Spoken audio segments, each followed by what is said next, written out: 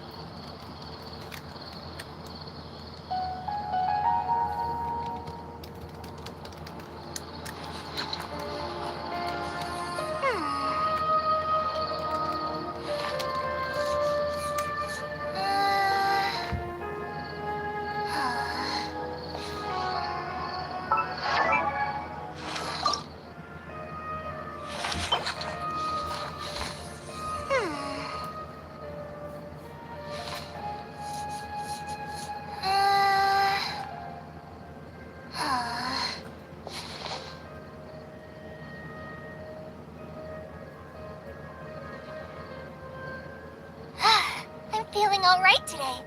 I'll take the chance to try to get some more done than usual.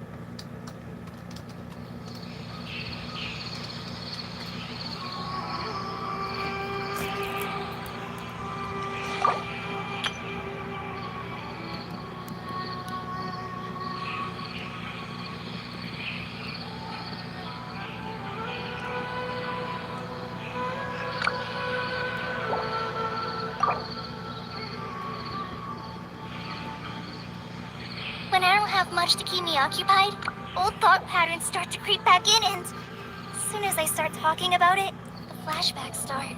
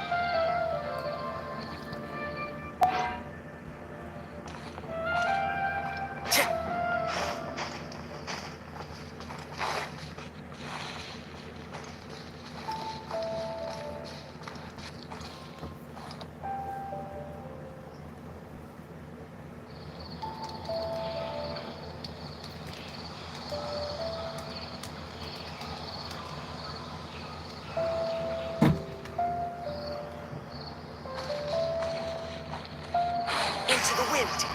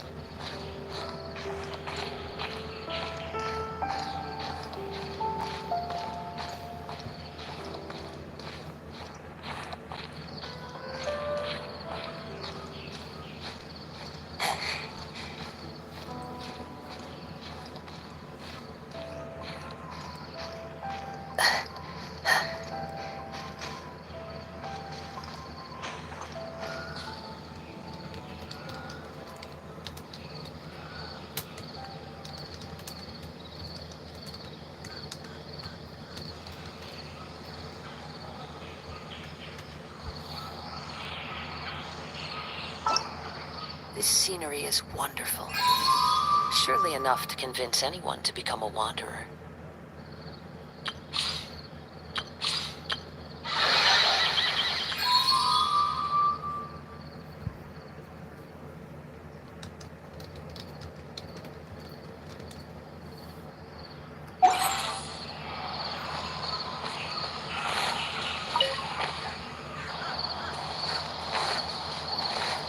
Time to go.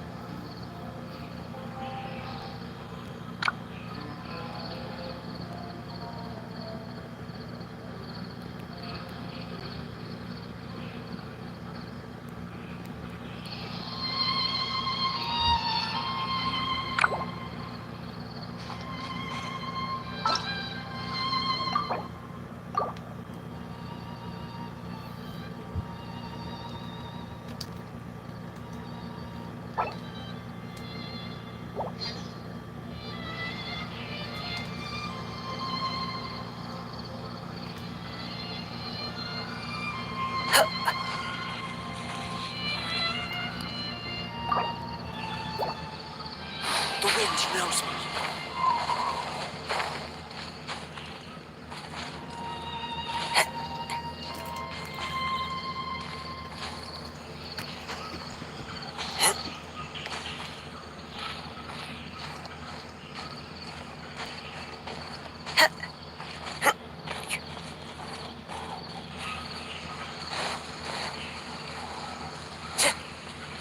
Time to go. Into the wind.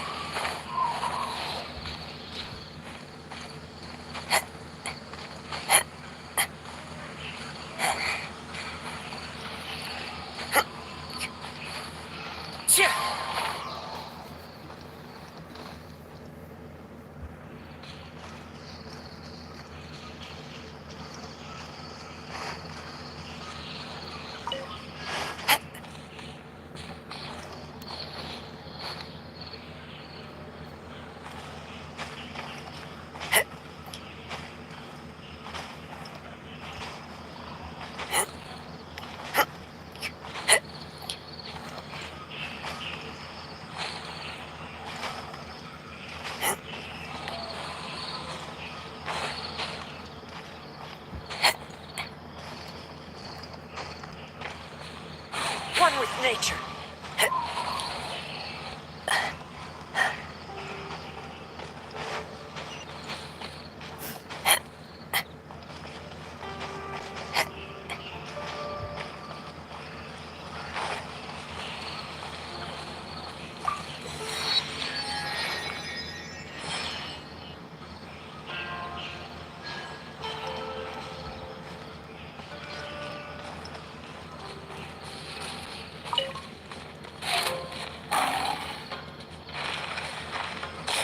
That hurts!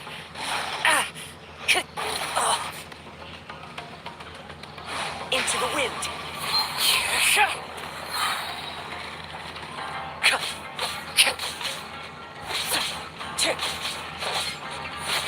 One with nature.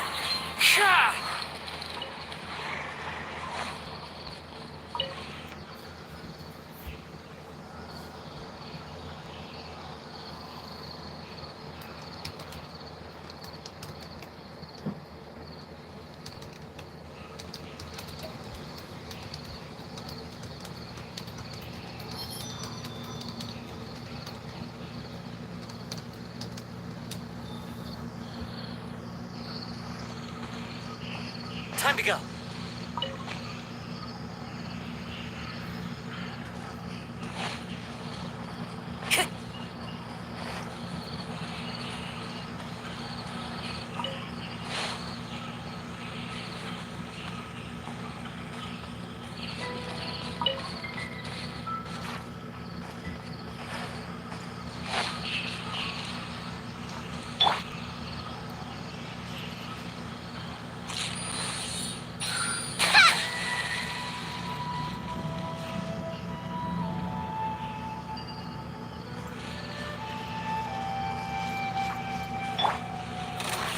Gather!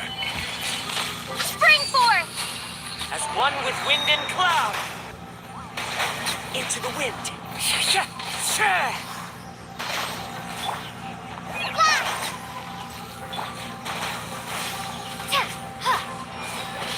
Yeah! Yeah! Hi!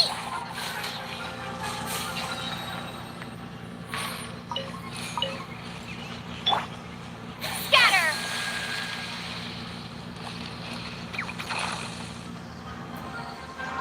Just like we rehearsed. Order guide you.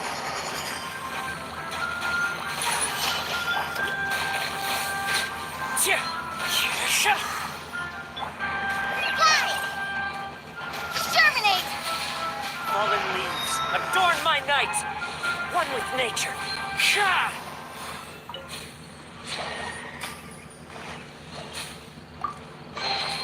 Brings a smile to my face.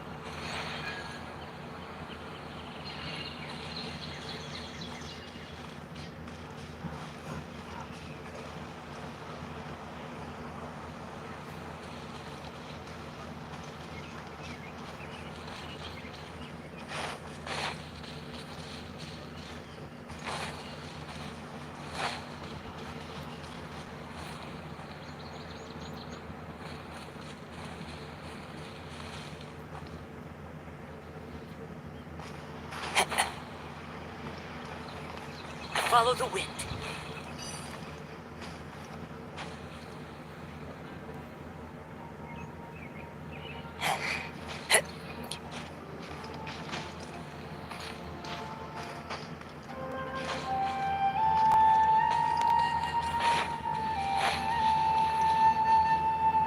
Time to go.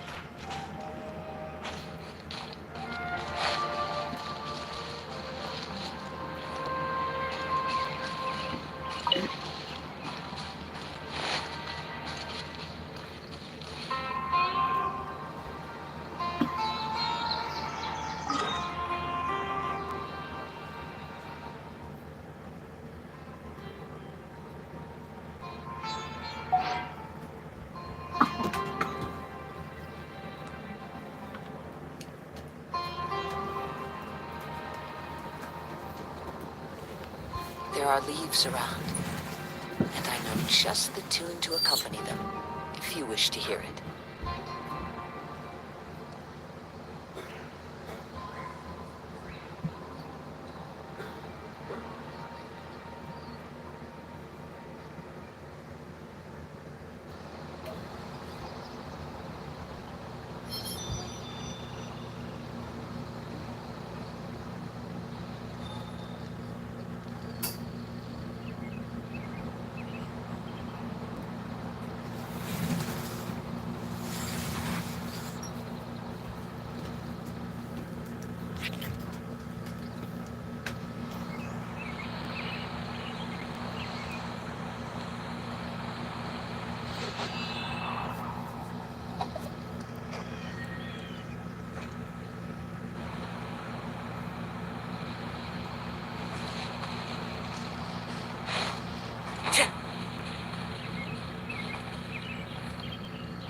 Time to go.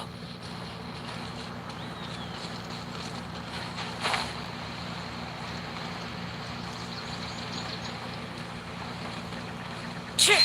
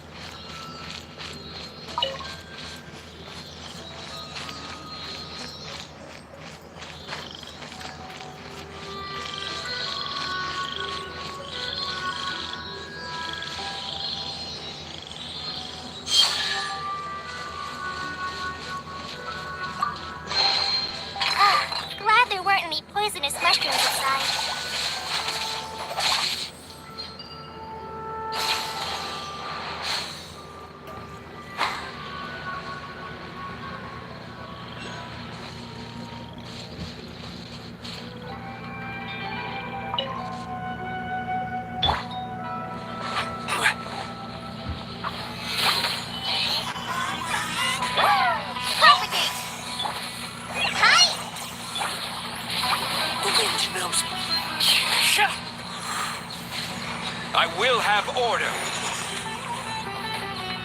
Stabilize. Scatter! Fly! Into the wind.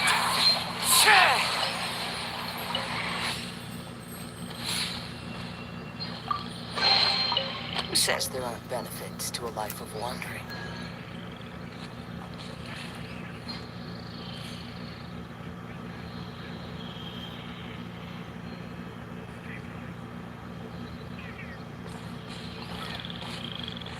Time to go.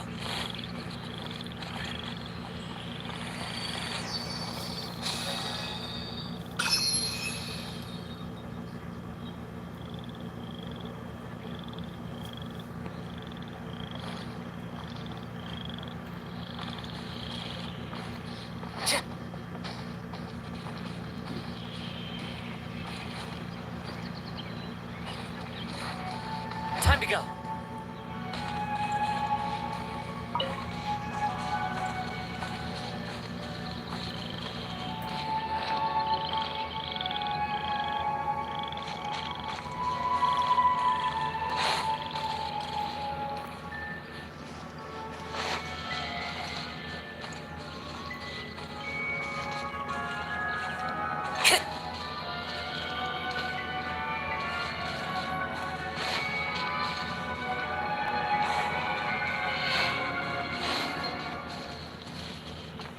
Time to go.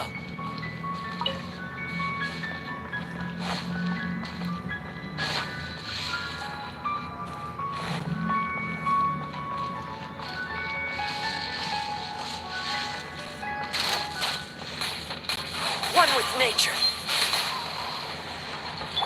Hi! Ha! As one with wind and cloud. The wind knows me.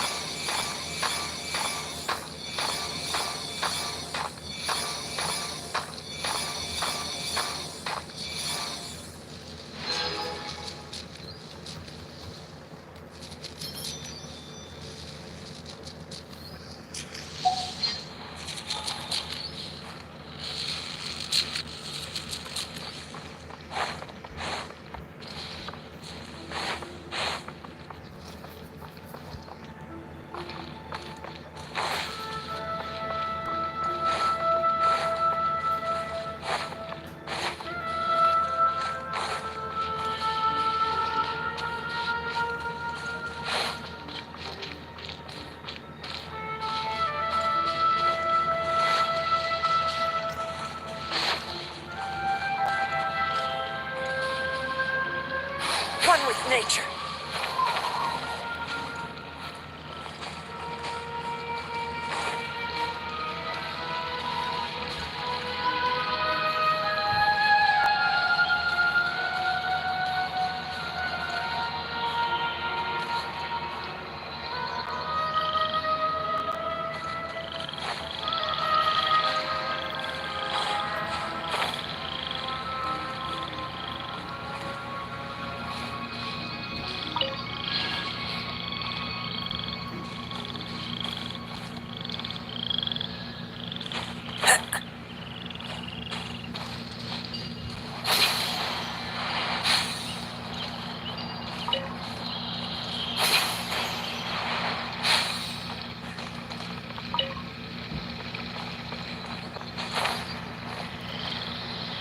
Into the wind.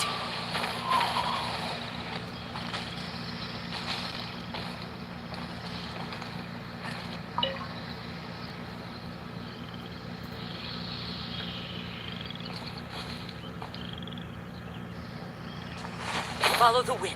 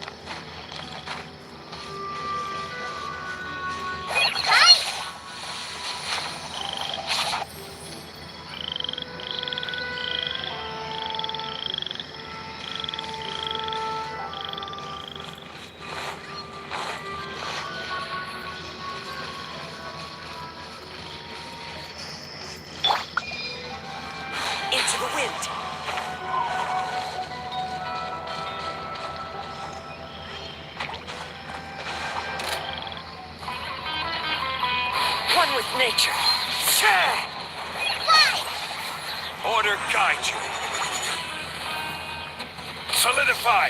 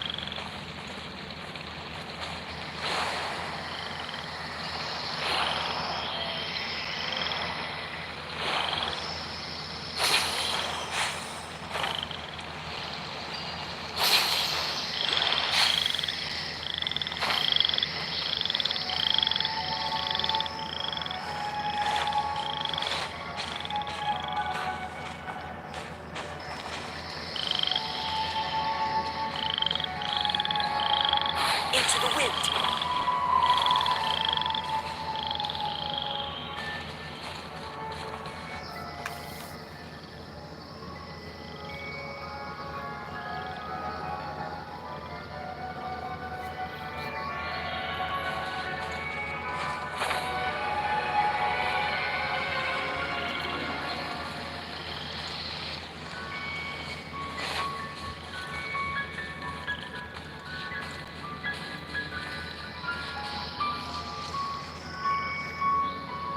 The wind knows me.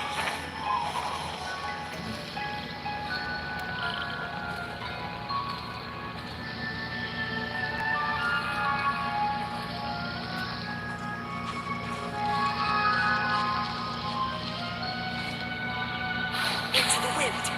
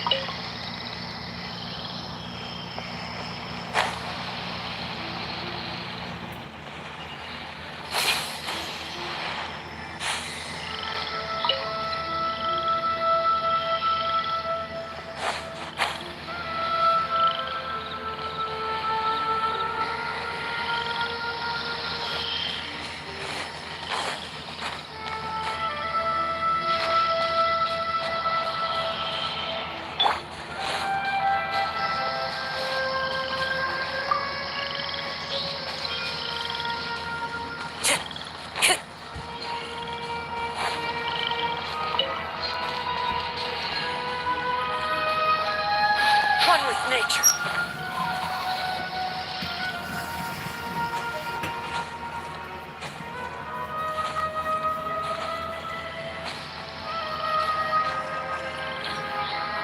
The wind knows me.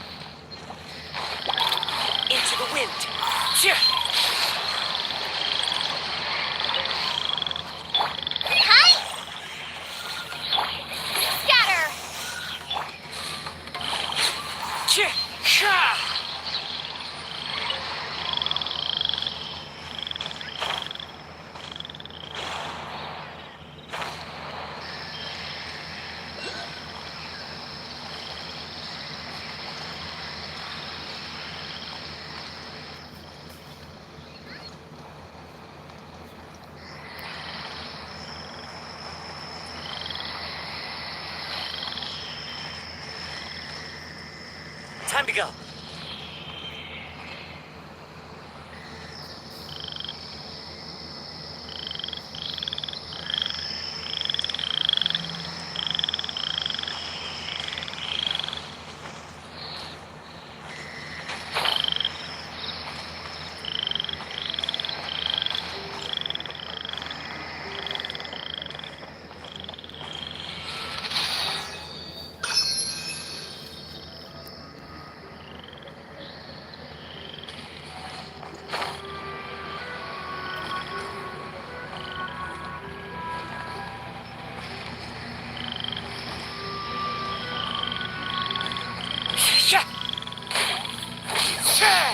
The wind knows me.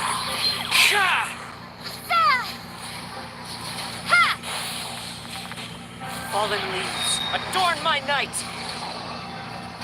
One with nature.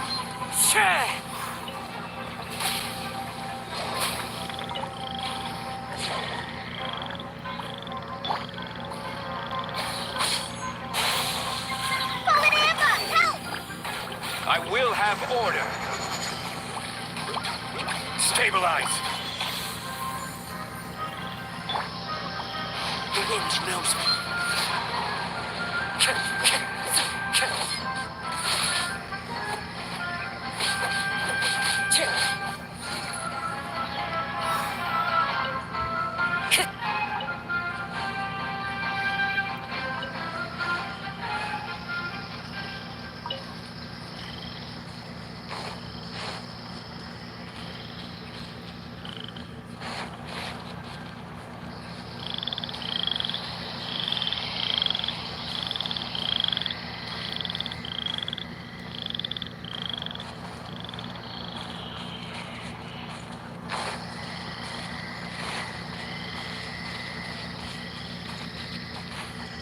Follow the wind.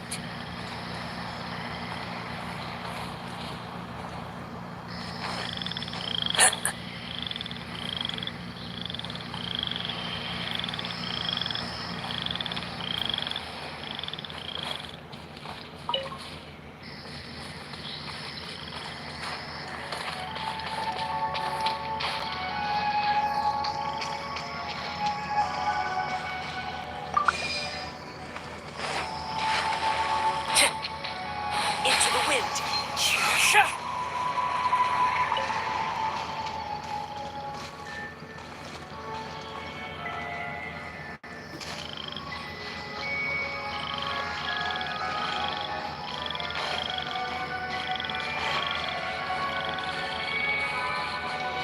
Time to go.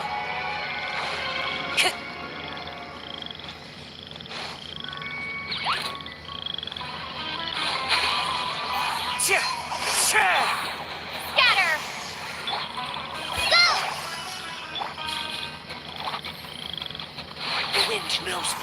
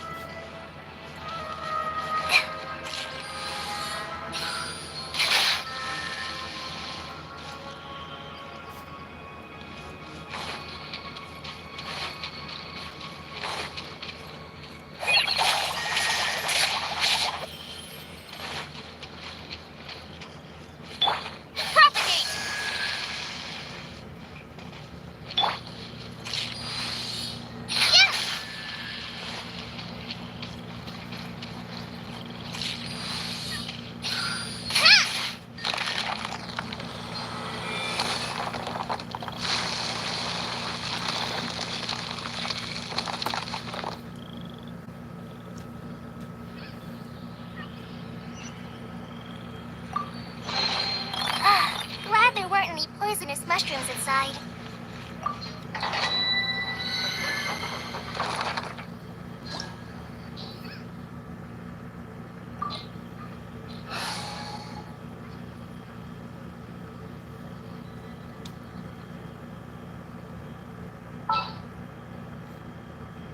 The campaign begins.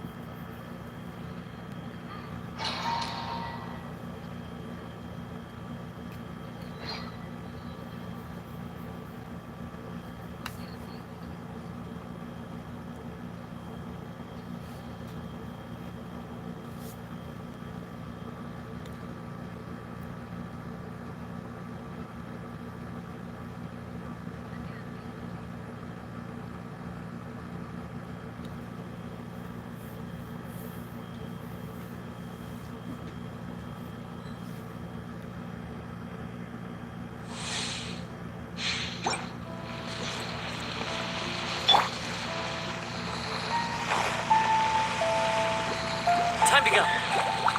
Into the wind. Go!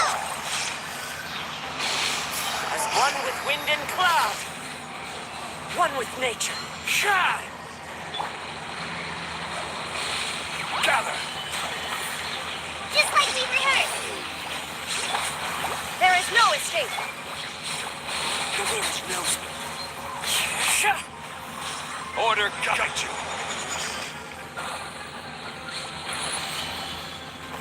Now you shall perish!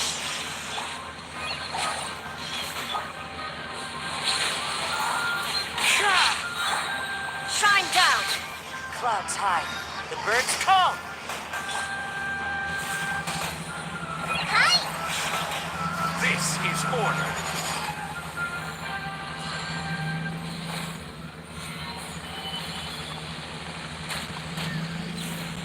Try this on the side. Go! Into the wind.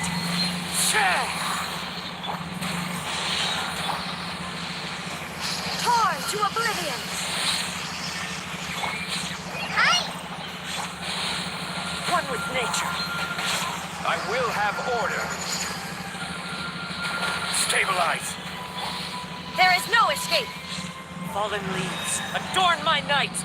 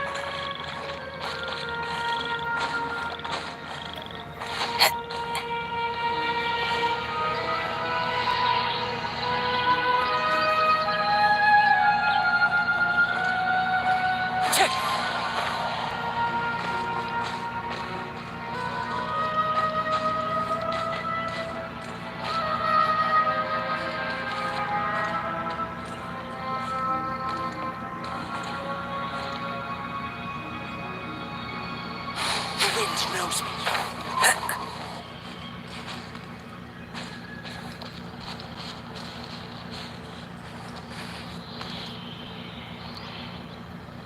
One with nature.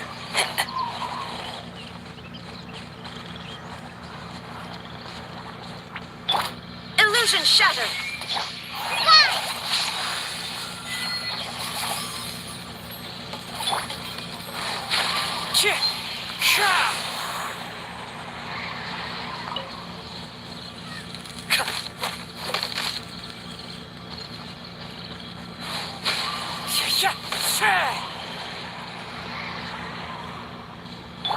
There is no escape!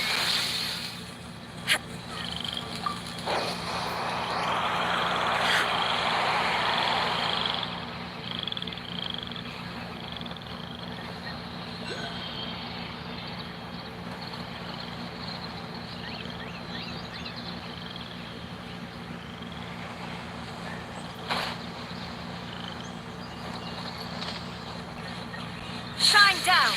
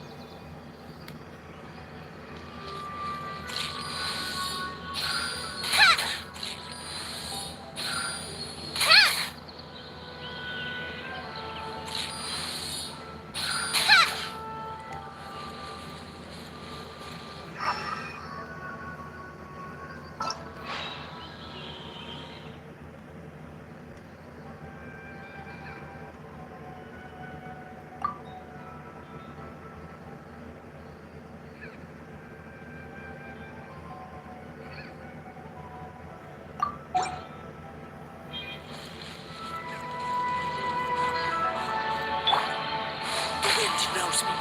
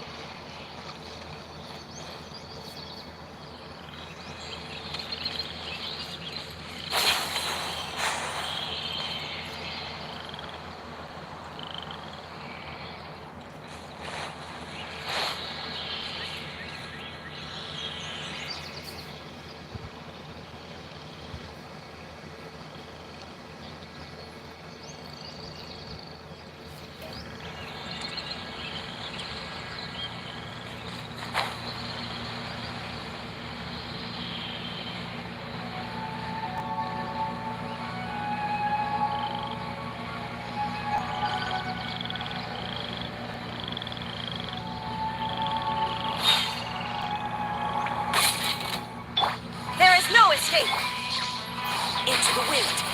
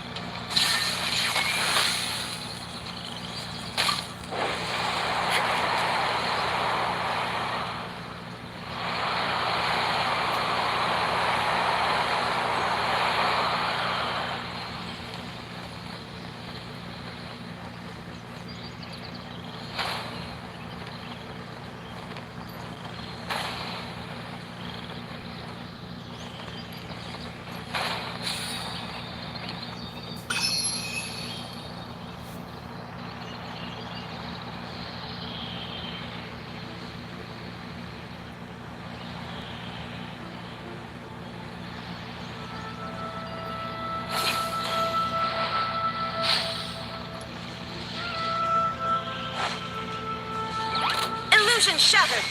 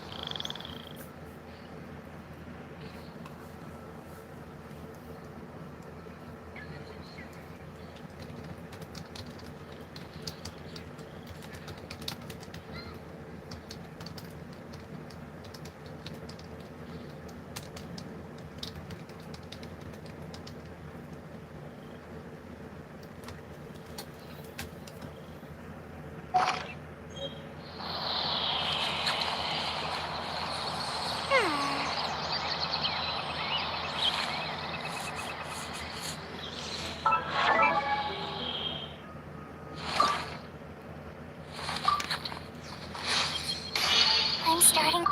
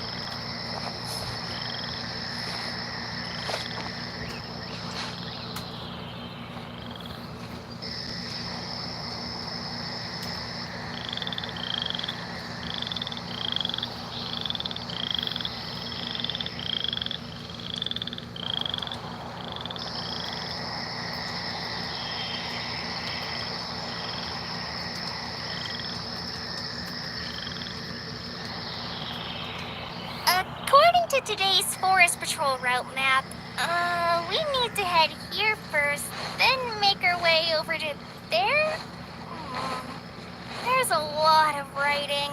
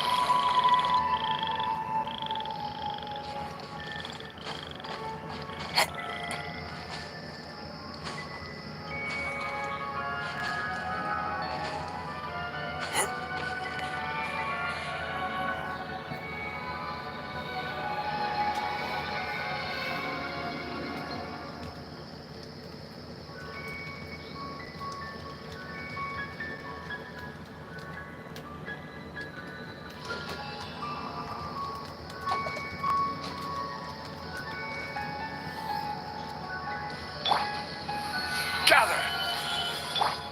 There is no escape. That's what's Just my favorite! lucky today. Clouds high. The birds call. One with nature. Ka!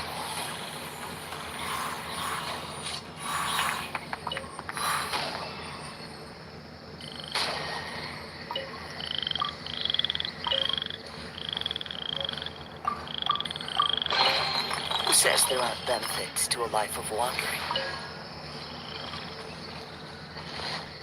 Time to go.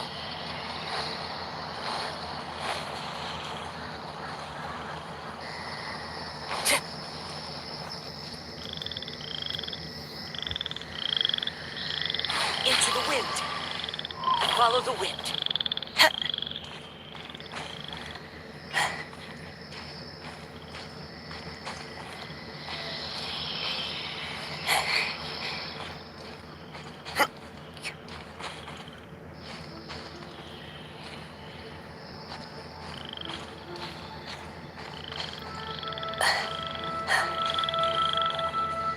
Time to go.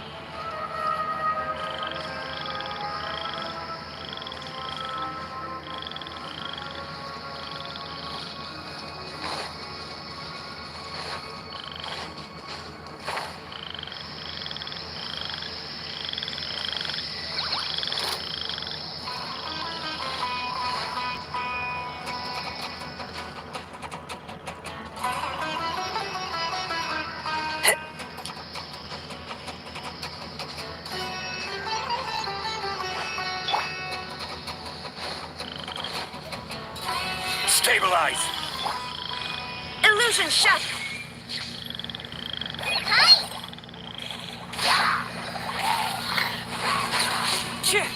Hi!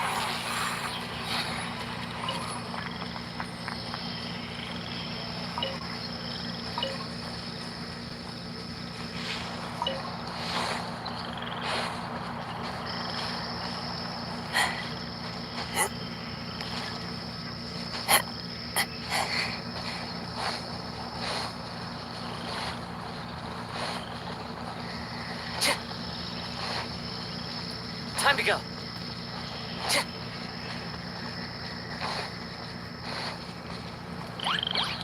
One with nature.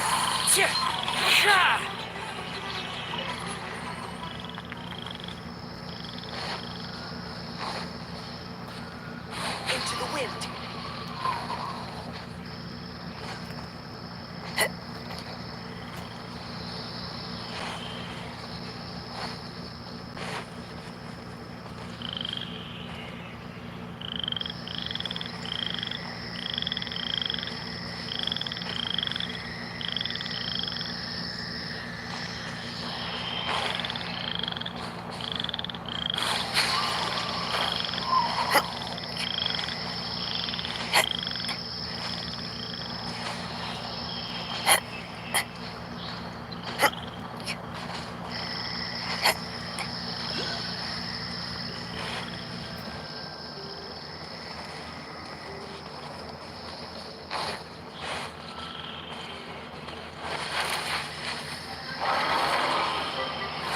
One with nature.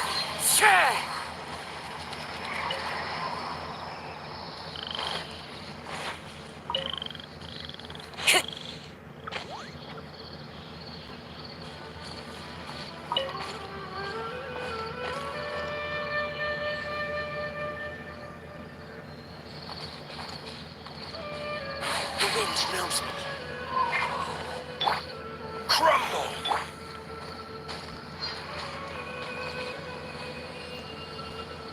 One with nature.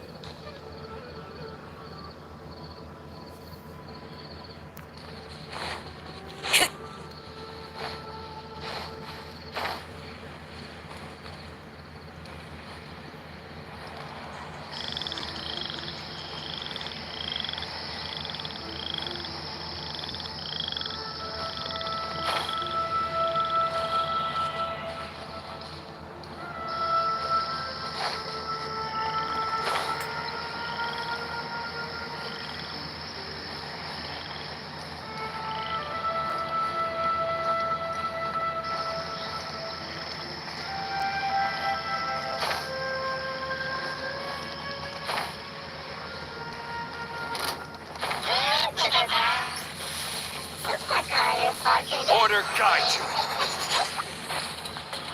Solidify. As one with wind and cloud. Tja. Tja.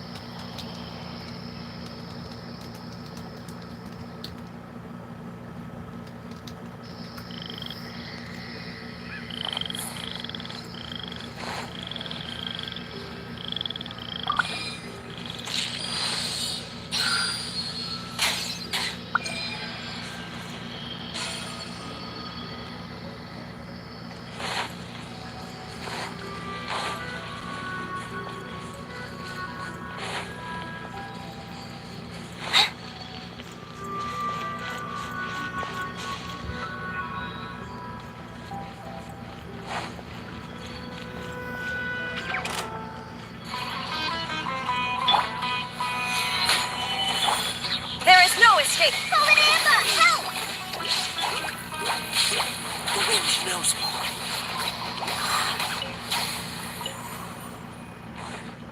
Tja.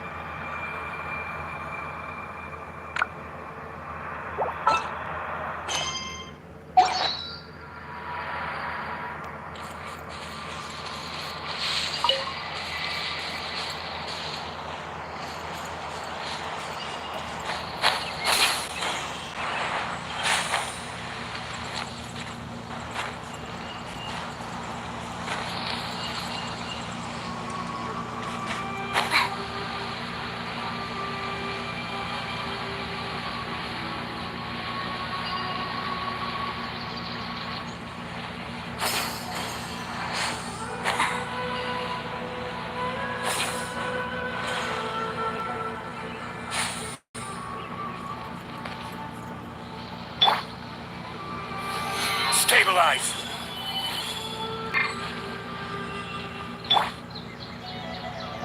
Shine down! Want to take my hammer? One with nature. Another test. Replace my hammer.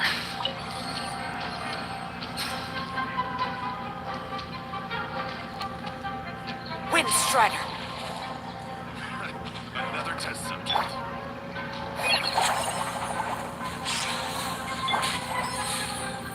The wind knows me.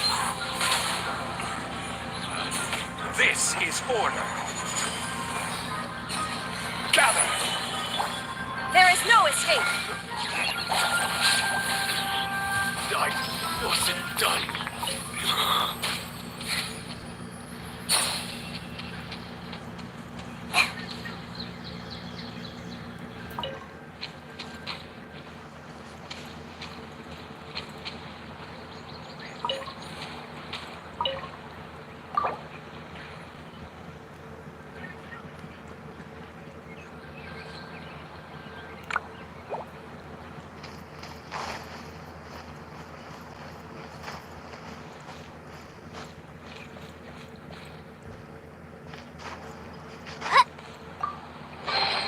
It's important to replenish your supplies often when you're out in the wild.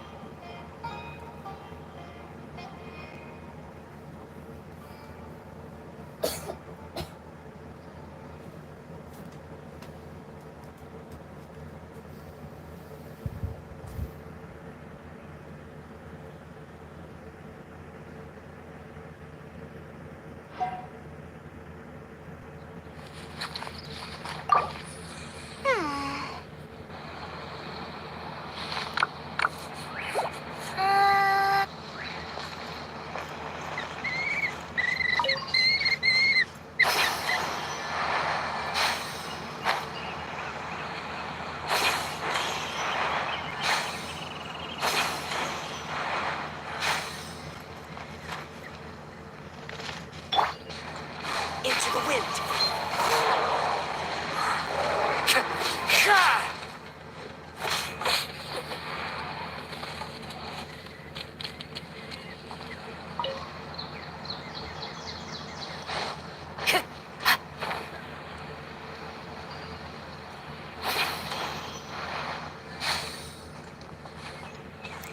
Just like we rehearsed.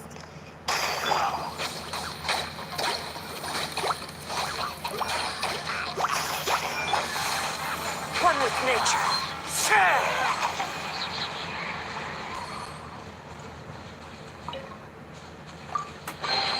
A fateful offering.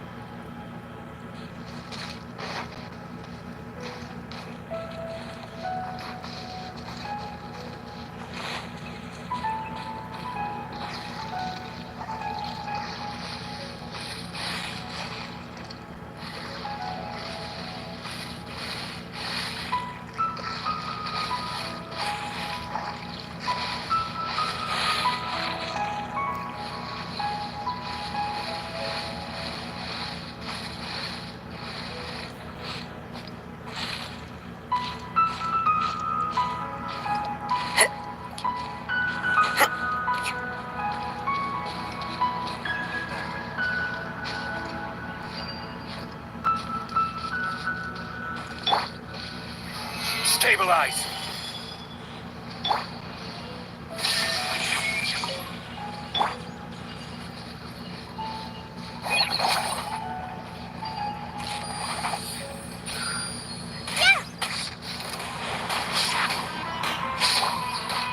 The wind knows me.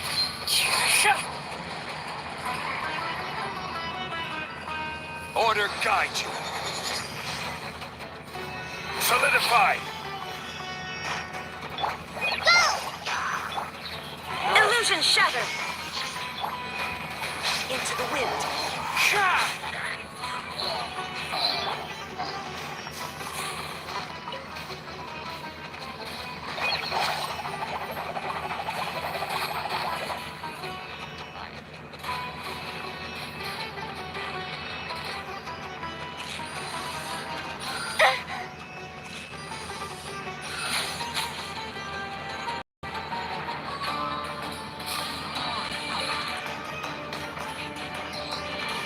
I will have order.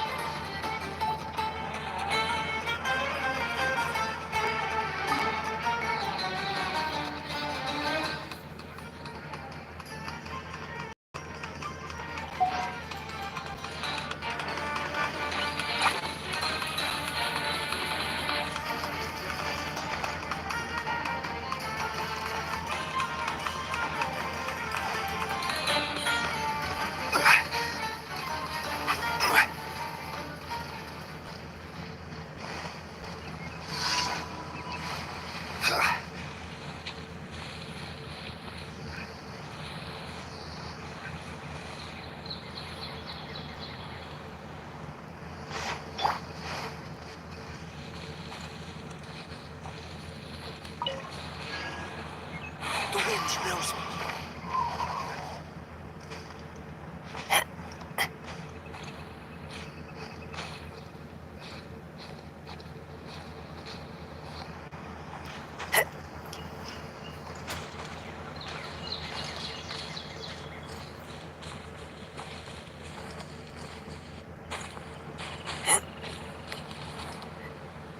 One with nature.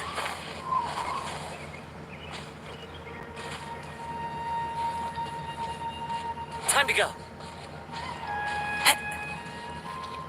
The wind knows me.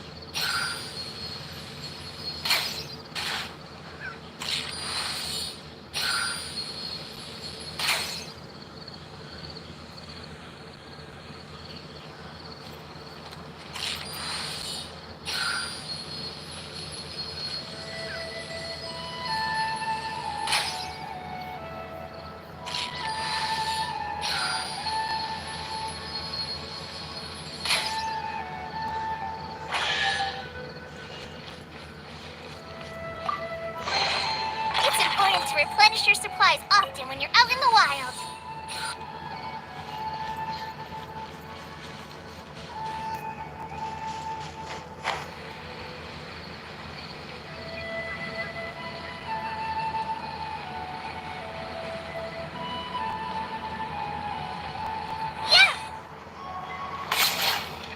Clouds high.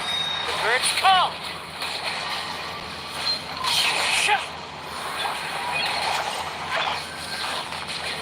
Shine down!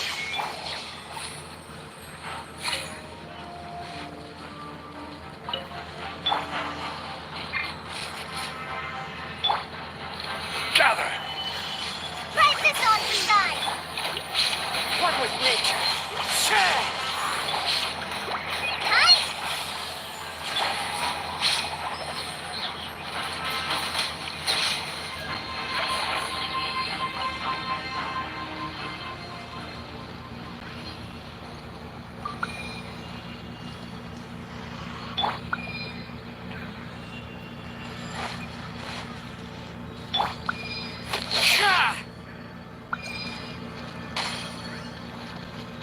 This is the end.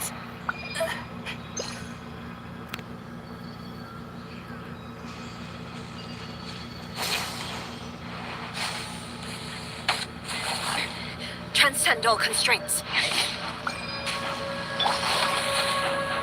Solidify!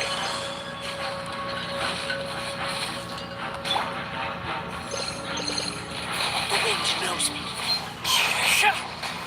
This is order. Stabilize! A forest ranger.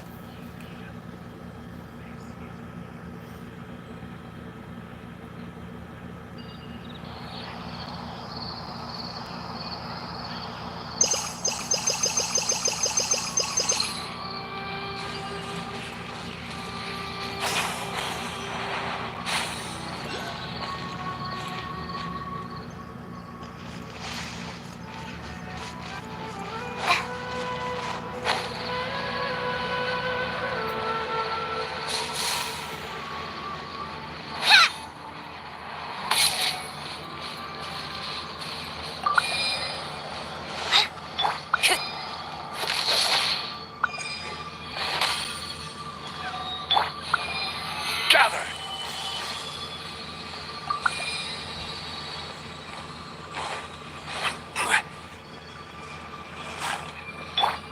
Illusion shattered!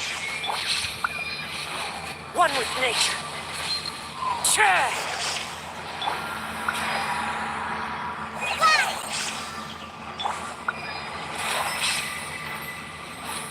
Into the wind.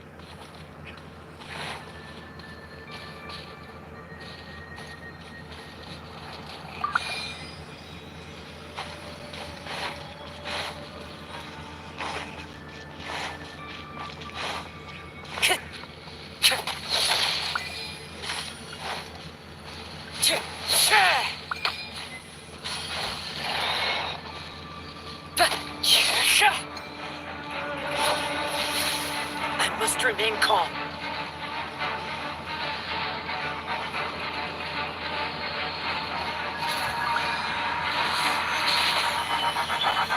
Hi.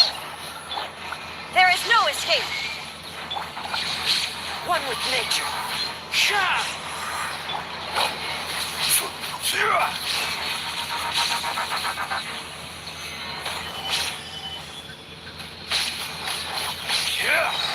Order guide you.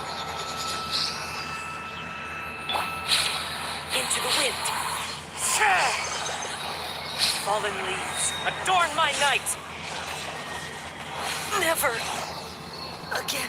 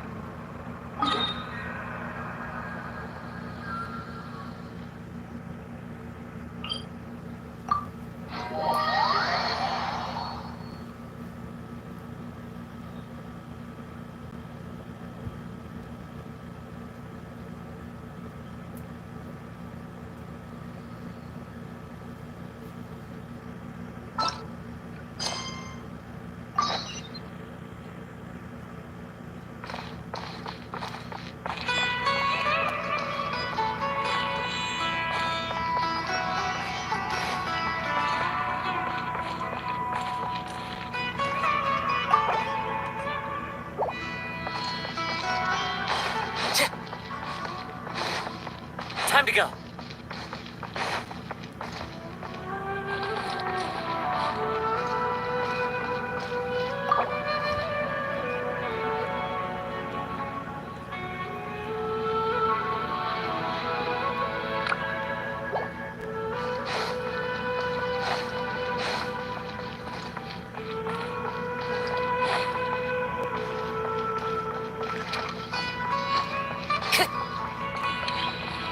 Welcome.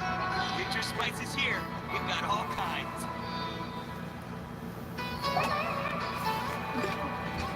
There she is! Dinyarzad! We're back! Just as promised, Traveler and Paimon. I'm so glad that you two came back to celebrate Lesser Lord Kusanali's birthday. Indeed. The festival's tomorrow. We've been preparing for so long that I can't help but feel a little nervous. There's no need to be nervous. Paimon's sure that Lesser Lord Kusanali will feel everyone's gratitude. Thanks, Paimon. I hope that everyone who comes to the festival will also have a good time. Speaking of which, did you manage to make your way to Port Ormos? Discover anything over there? Of course we went. A lot of things happened there. I see. Sounds like you two had another exciting adventure. If there is another chance, I would love to join. My lady, if you went to Port Ormos in your current state, we'd both be in for a lifetime of trouble. Dia! You were eavesdropping! It's called covert protection. Keeping an ear out for what's going on around my employer is part of the job. It's all right, Dia. I merely said I would like to go. I know better than to think my body could handle it. The festival's tomorrow.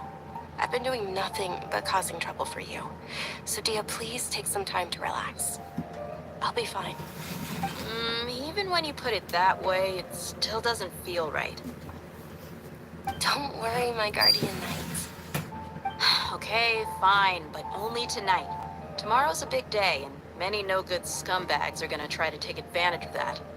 Ah, Oh, you two must be exhausted from your long journey back to the city. My apologies for not realizing this sooner. I've already prepared a room for you to rest. Please follow me. whoa, you're so thoughtful. Paimon's so ready. Everyone can enjoy. Welcome. Get your spices here. We've got all kinds.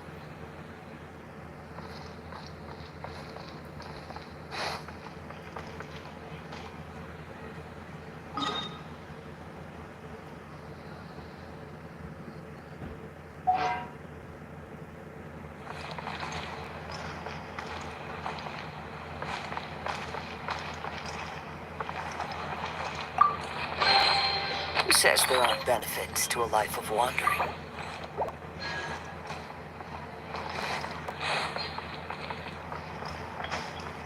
Welcome. Get your spices here. We've got all kinds.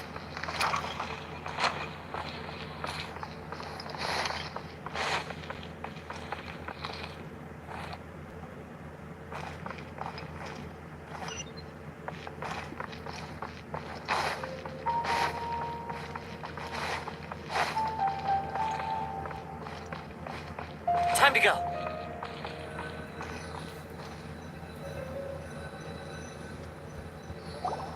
Here we are. It's also fairly close to where I've been staying. It looks really nice.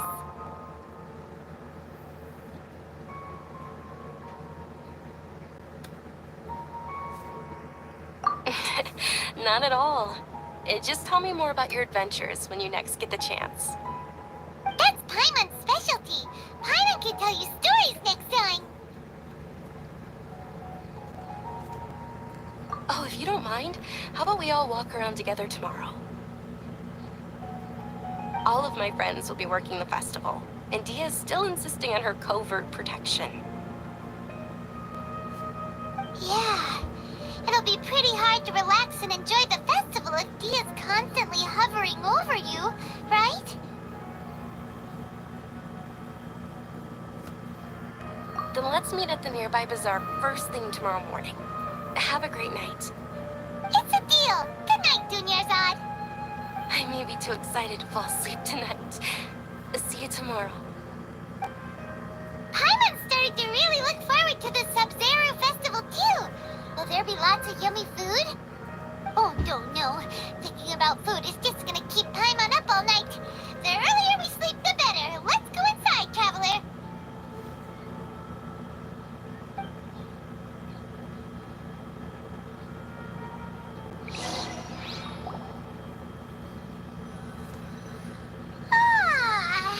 Did we oversleep? We should go meet Dunyarzad right away!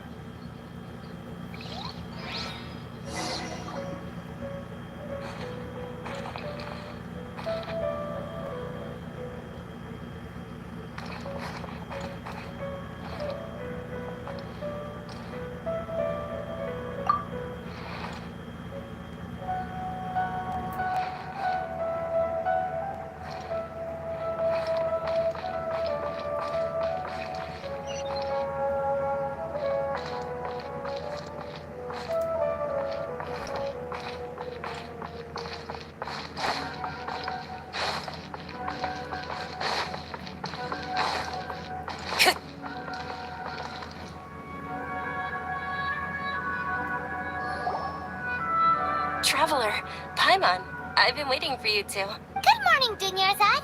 We must have overslept a little bit. Not at all. I arrived early. Today is finally here. I must cherish every moment as if it were gold. You've worked so hard for this day. You gotta enjoy it to the fullest. You know it. It's just that, as expected, I had some trouble falling asleep last night. I'm hoping my body won't be too much of an issue today. Well, shall we? Let's start with the stalls over there.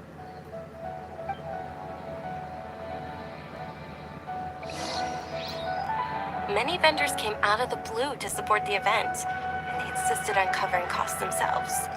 Let's go give them some business. They pay for everything out of pocket?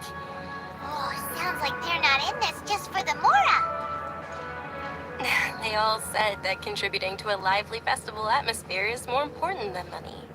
Especially since we don't often get to celebrate Lesser Lord Kusanali's birthday. Ooh, they're selling food over that way. Let's go take a look. This is a stall offering foods from the Haft Mewa feast. Oh, you could tell straight away. I thought most people nowadays wouldn't know. Mushrooms, flowers, and all kind of fruit? It's all vegetarian stuff. Oh, Paimon's a little disappointed. So, what's the Haft Mewa feast you mentioned just now? It's another Sub-Zero's festival tradition. People used to set their tables with 7 different foods. Generally speaking, the most common selections were foods like Rikushava mushrooms, lunar lotuses, Sumera roses, sunsetias, capulatas, hara fruits, and zaytun peaches. So, the Sub-Zero festival is a vegetarian holiday? You don't have to be a vegetarian to enjoy this bread. We just use the 7 foods to symbolize the 7 virtues of the Dendro Archon. Wait, but if that's the case, if Sumero uses vegetarian food to represent the Dendro Archon, then wouldn't the Pyro Archon's festival be full of food like roasted fowl, juicy meatballs, grilled steak? Oh, Traveler, we have to go to Natlon as soon as possible. I hope your wish comes true one day, Paimon. Thanks. All right, how about we also check out some of these other stalls?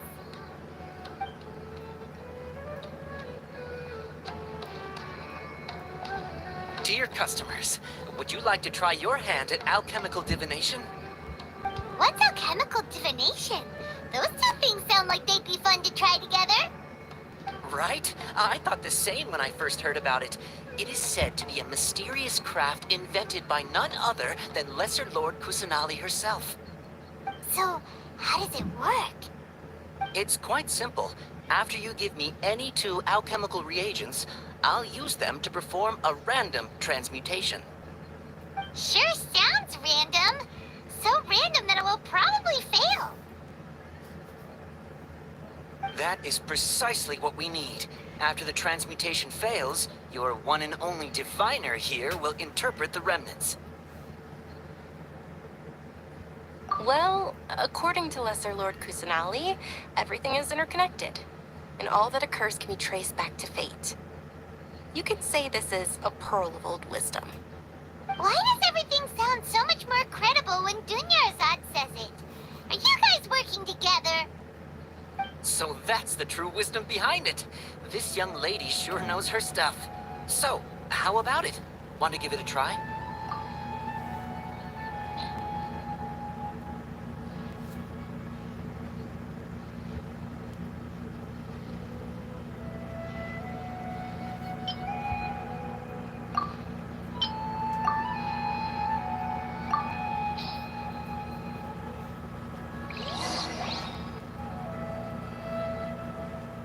Okay, one moment.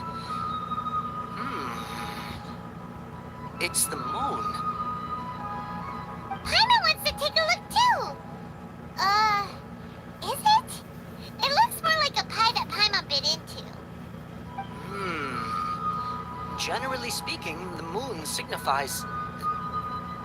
It means... Wait a moment. Is he really looking it up in a book? Oh, I remember now. It means illusions and lies. Illusions and lies? That sounds rather ominous. Yes, but this book says that if you trust your intuition and overcome your fears, the sun will surely rise. He's not even trying to hide his book anymore. Naturally, fate will only ever show you the beginning of a journey. It is up to you to forge your own ending. Oh, thank you so much. I'll keep that in mind. Oh, it's nothing. I'm just learning as I go. Guess that was still pretty interesting. Okay, on to the next stall. They say the Sub-Zerus festival was very lively a long, long time ago. Large flower carriages used to parade through the city. As they headed towards Port Ormos, people would throw flowers, candy, and liquor all along the way. Dunyarzad's eyes are sparkling right now. I wish I could have seen that spectacle. But if you ask me, I'm sure Nilu's Dance of Sub-Zerus would be just as impressive. Things can go on like this.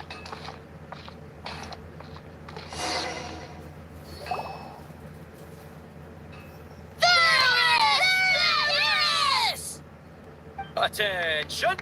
Soldiers, fall into formation if you want any Yalda candies.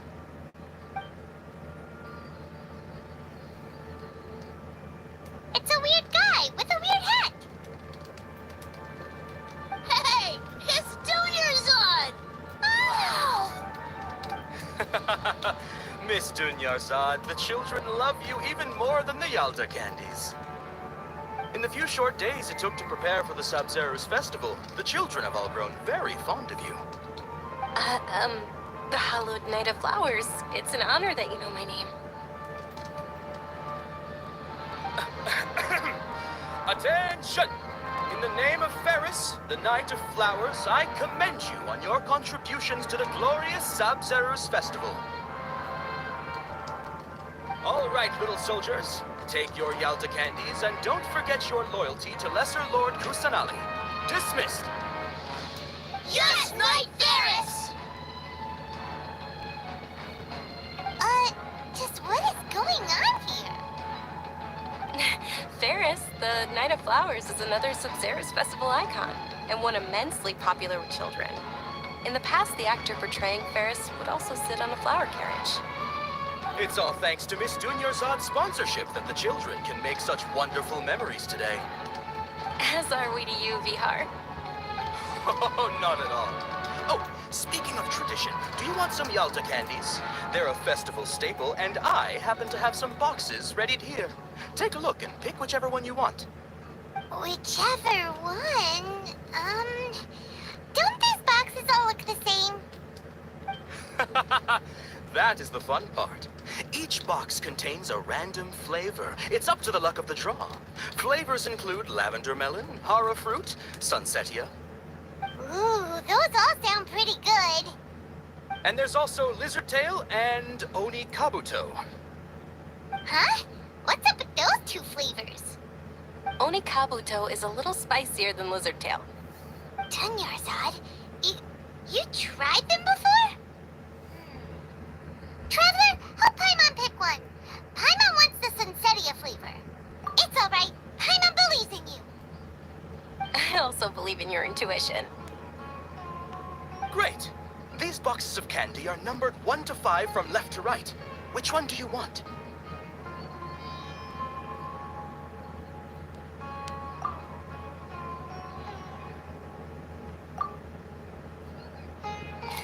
Attention! That's unfortunately Oni Kabuto. Oh, Paimon thought you survived so many epic battles because you had incredible luck. But looks like Paimon was wrong. The Sunsetia flavored candy was in box number 4. How about this? The most important thing is that everyone has a good time at the festival. So please, take both boxes. Really? Thanks a lot, Knight of Candies. It's Night of Flowers, not Night of Candies. Paimon really wilted the carriageless Knight of Flowers. They all basically sound the same. We got our candy, so let's keep going.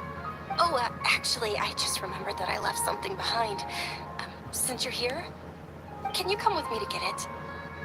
Dunyarzad, you probably forgot because you're so excited about the Sub-Zerus festival. How embarrassing. We're trying too hard.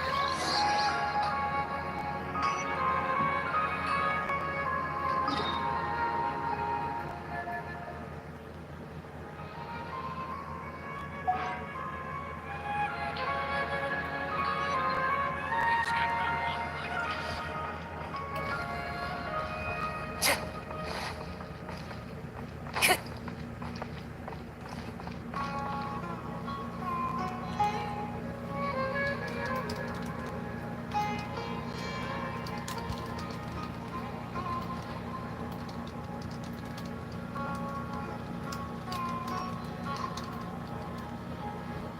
This scenery is wonderful. Surely enough to convince anyone to become a wanderer.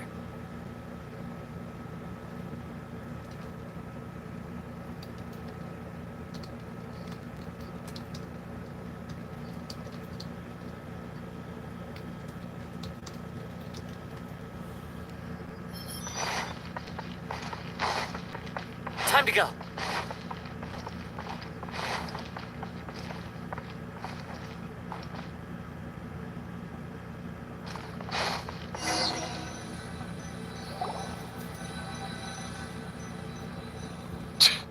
We're too late. Who knew the little lady was such an early riser? I know, right? Hey, wait a minute. Boss, isn't that her? Oh, that most certainly is. We're in luck. She's walking right into our clutches.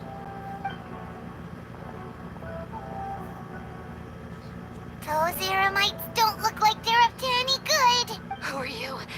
I don't believe the Homayanis hired you. That's right. We haven't received any of their mora, but I wonder how much the Homayanis would shell out to get you back. They're a gang of kidnappers! Traveler, hurry and protect Dunyarzad! Hey, did you scumbags even consider that the Homayanis might have hired a merc that outclasses you? You're... Dia. Dia the Flame Main. No wonder we mercs haven't heard anything about you for so long. You sold your unruly mane to the highest bidder. Don't speak so disrespectfully. My family started working with her as gratitude for her past kindness to us. Don't worry about it, my lady. Just some friendly banter between mercs. One punch and those rabid dogs will expose themselves for what they really are. Aren't your claws all dull by now? Don't get too cocky! Traveler, take Miss Dunyarzad to a safe location. No, we're gonna stay and help. There's too many of them. You're right. All right, fine. Please be careful, Dia. Don't waste your time worrying about me. This is my job. Look out for yourself. After I've wiped the floor with them, I'll go find you all.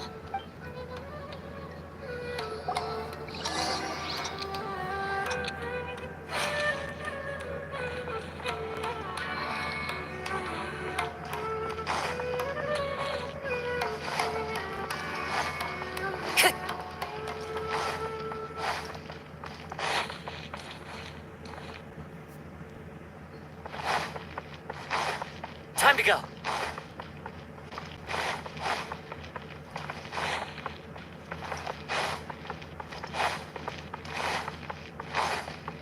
Time to go.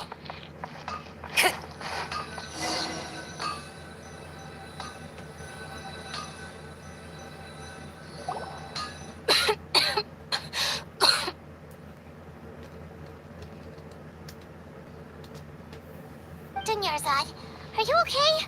You look a little pale. Are you in shock? I'm fine. My body always reacts like this whenever I exert myself too much. You sure you're okay? I'll be fine after some rest. I'm more worried about Dia. After all, none of this would have happened if I hadn't insisted on coming out today.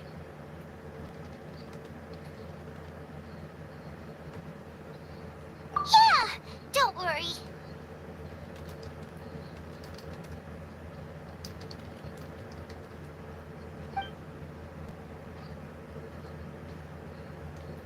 My lady, Traveler, found ya.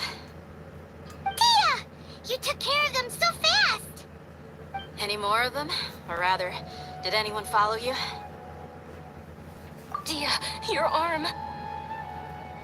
Oh, this? I'm fine. It's just a scratch.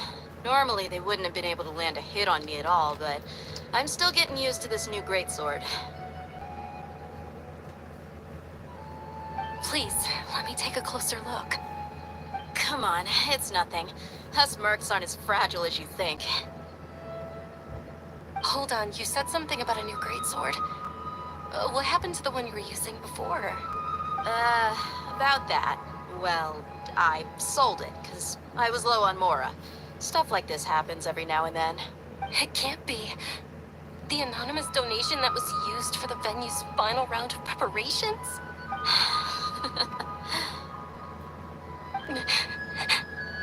Hey, Miss Dunyarzad, I wasn't trying to make you cry. I'm not gonna lose my commission because I made my employer cry, am I? Okay, making your employer cry won't affect your commission, but selling your weapon without permission and getting hurt? I'll have to reevaluate your performance. You're so unreasonable, my lady. Thank you very much, Dia. Don't be like that. I get embarrassed really easily.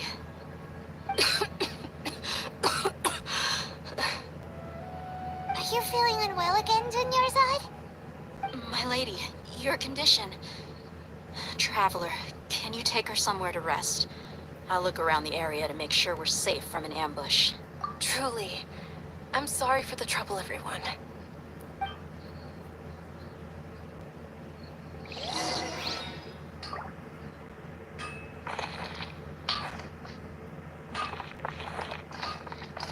Time to go.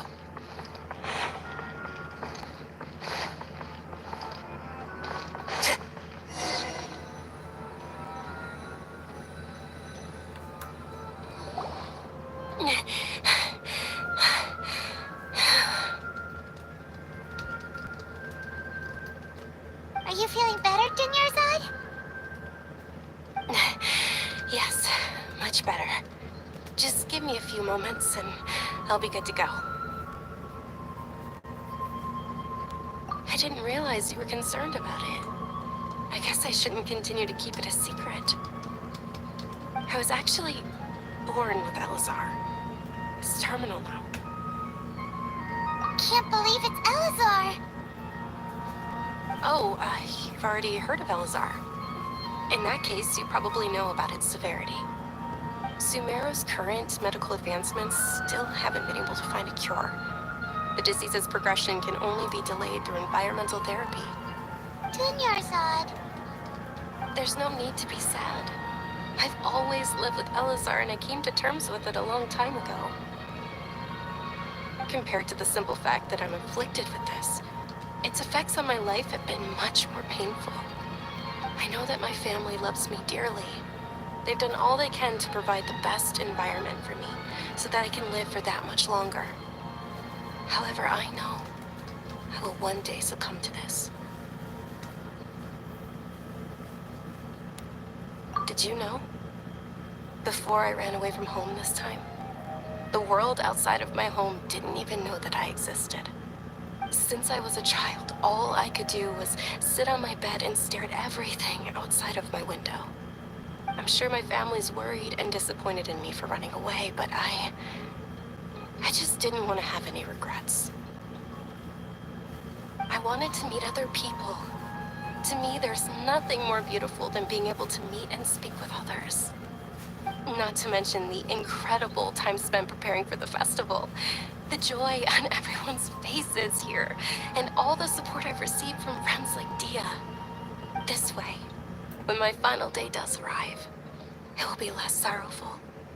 At the very least, many people will remember that I once existed in this world, right?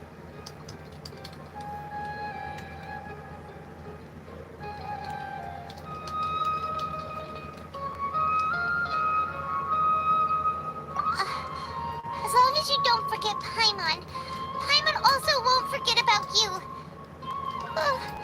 No, even if you forget Paimon, Paimon will still remember you. Thank you two so much. I apologize for the depressing conversation. This is out of character for me. To be honest, Lesser Lord Kusanali gave me the courage to do all of this. If it weren't for her encouragement, I wouldn't have taken that first step. Thanks. There will always be frustrations in life, but I know that the point of living is not to leave behind any regrets. Oh, right. Isn't it almost time? Huh? Almost time for what? Isn't the dance of Sub-Zeros about to begin? It's the part of the festival that I've been looking forward to the most. Nilu will recreate that legendary scene with her most splendid dancing. And the Sub-Zero's festival will conclude amid everyone's applause and blessings. And with that, my wish will also... Then what are we waiting for? Let's go to the stage! Yeah, we should still make it in time.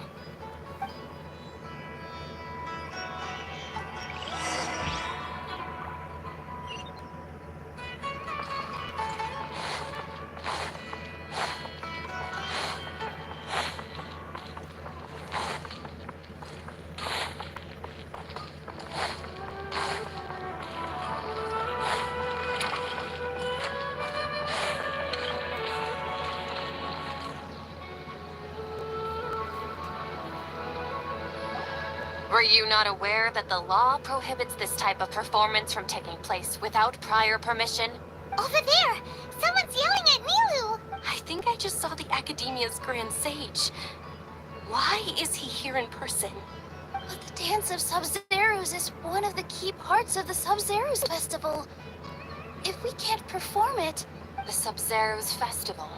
The law also prohibits the private hosting of large-scale religious festivals. Only the Academia can host such an event. If you continue to resist, we will have to order an investigation into every single event organizer. The Grand Sage has already granted you much leniency. I advise that you exercise tact. How did things turn out like this?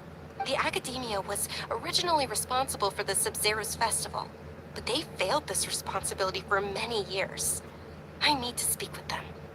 This is a hard pill to swallow, but you're right. Things would only get worse. Art, dance. Aren't you ashamed of pursuing such frivolous and meaningless activities in this land of knowledge and reason? Our archon created the utopia that is Sumeru City for all scholars who sought validity, verity, and truth, while people like you wish to defile it. No. I believe that our Archon never rejected the arts. Even the goddess of flowers dedicated a dance to her. With your lack of intellectual credentials, I do not believe you are qualified to debate with me. What you should be doing is finding workers to tear down this ridiculous eyesore.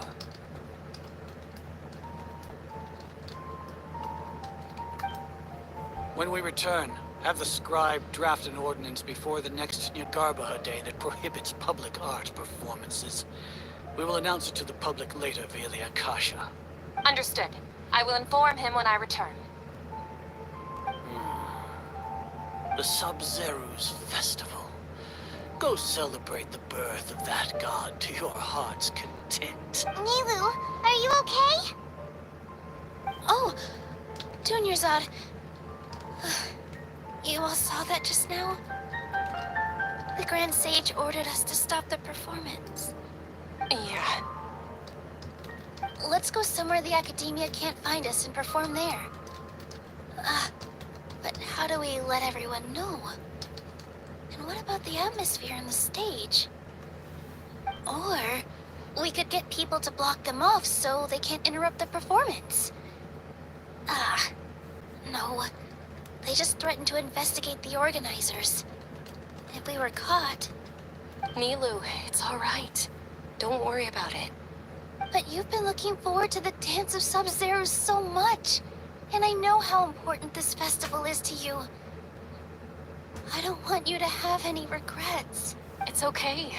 Seeing you care this much, it would be too risky to continue the Sub-Zero's festival at this point. I don't want to get everyone in trouble. If you say so. But you can sneak out for the next Sub-Zero's festival, right? We'll make sure the next one is a smashing success. The next one. Yes, okay? It's a promise. It will be a smashing success. I can't believe this is how things turned out. Those heartless geezers. It really is okay. There's nothing we can do about it. Still, I'd be lying if I said I had no regrets. I would have loved to see Nilu's dance.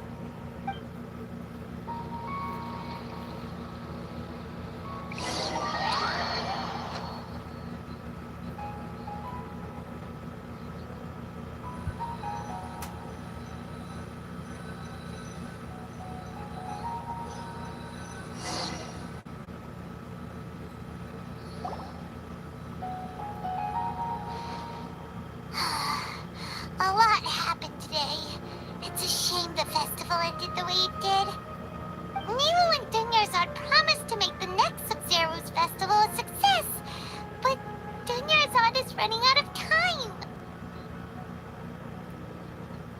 Yeah. All connections have been secured to construct the most stable framework possible. The project is entering its most critical phase. Power has begun to flow from...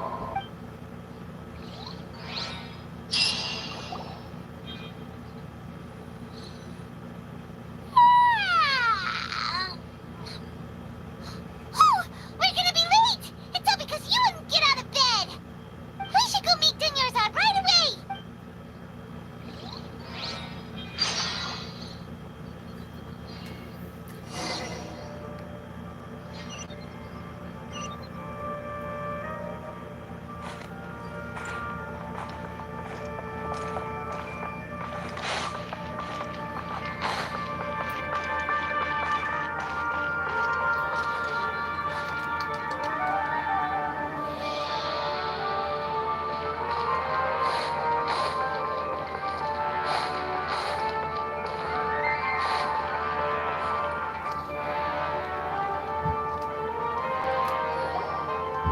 Good morning, Dunyarzad. Sorry we're late. Not at all. I arrived early. You seem kinda tired. Did you not get enough sleep? I'm doing well. There's no need to worry. Shall we go? Let's start with the stalls over there. Sure. Traveler, why are you just standing there?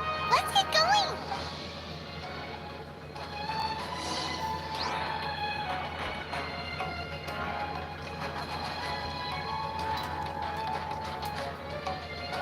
Ooh, they're selling food over that way. Let's go take a look.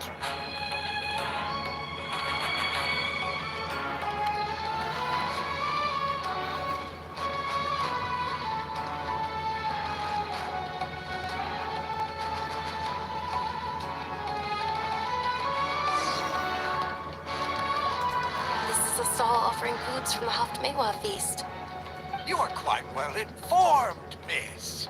I thought most people nowadays would know. They're all plants. Oh, Paimon's a little disappointed.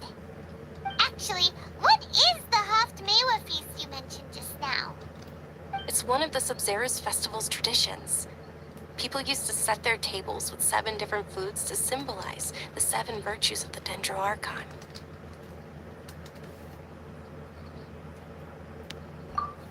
It's appeared to be in the form of the moon. Really? Paimon thought it looked like some kind of food. The moon signifies... It's escaping me for now. Wait a moment.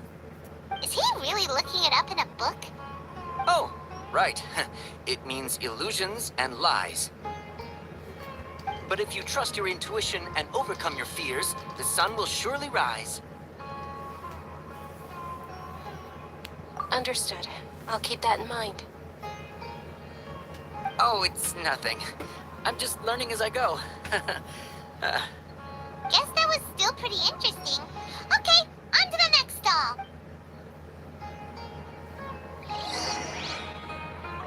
So, where to next?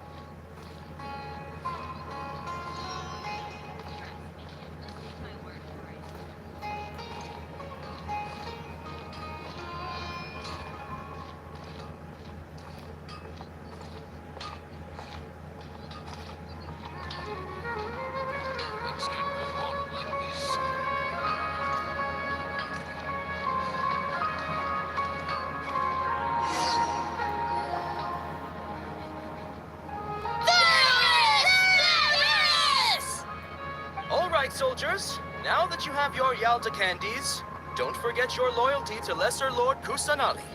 Dismissed. Yes, Knight Varys! What's going on? Is this a play? Ferris, the Knight of Flowers, is another Sub-Zero's festival icon and one immensely popular with children. It's all thanks to Miss Dunyarzad's sponsorship that the children can meet the Knight of Flowers. Oh, do you want some Yalta candies? I happen to have some boxes ready here. Take a look and pick whichever one you want. What's to pick? Don't these boxes all look the same? It's not that simple. Each box contains a random flavor. It's up to the luck of the draw. Flavors include lavender melon, hara fruit, sunsetia, Ooh, how interesting. and there's also lizard tail and oni kabuto. Ugh, why do those flavors even exist? Traveler, help Paimon pick one. Paimon wants to eat the Sunsetia flavor. Great! These boxes of candy are numbered 1 to 5 from left to right. Which one do you want?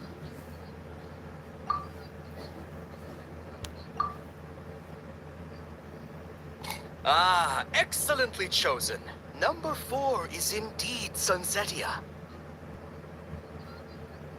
Ha ha! Paimon bet you had incredible luck, and Paimon was right!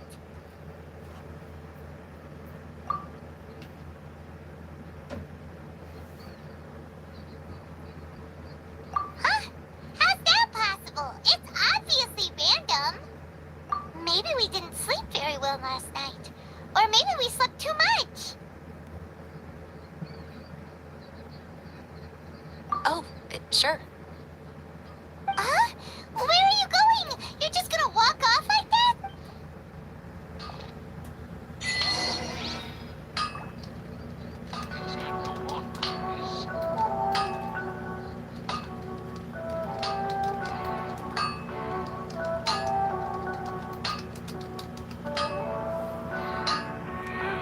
Wherever in this world I roam, I carry memories of my home.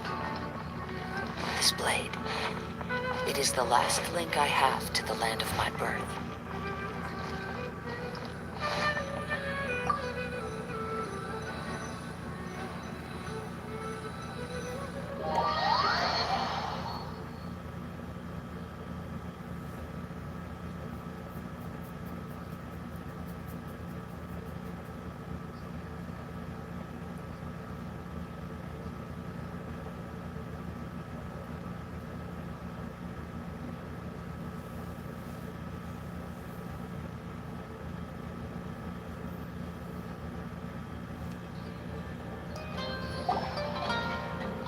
A feeling of deja vu?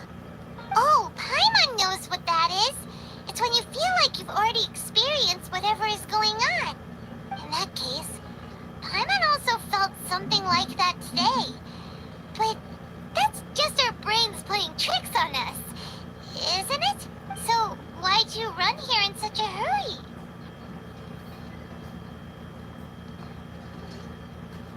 So that's it.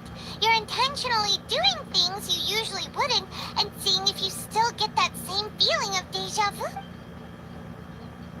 Welcome, you two. Are you here for lunch? What would you like to eat? Got it. You don't look like you're from these parts, but I gotta say, you've got good taste. I'll give this order to the kitchen. Coconut charcoal cake? Isn't it that burned thing that didn't look tasty at all? Oh, Paimon understands what you're trying to do now. You'd never normally order something like this.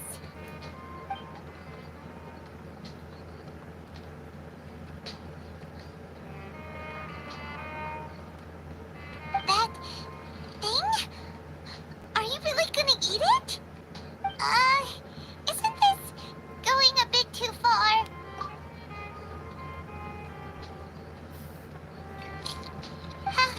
How was it? The look on your face is telling Paimon that it tasted awful. Then, you mean... That's impossible! We were just talking about how gross it looked! So, would this be a case of taste bud deja vu? Paimon also gets the impression that we've been here many times, even though we aren't regulars. How about we go out again and try something else?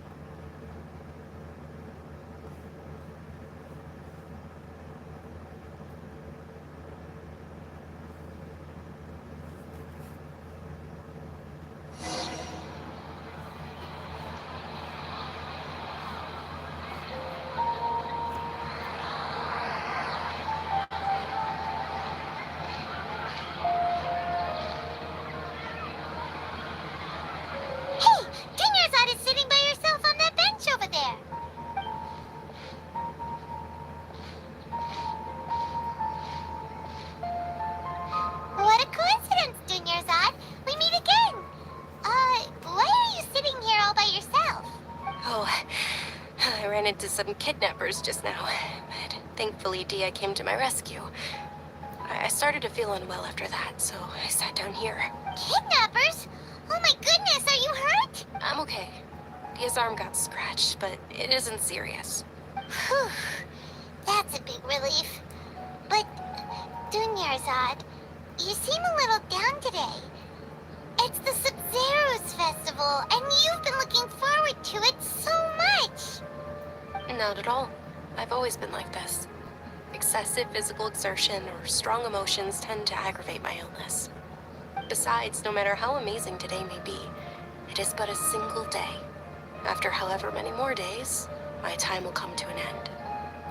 Paimon doesn't quite follow you, and Paimon feels like something's really got you down right now. It really is fine. I don't mind.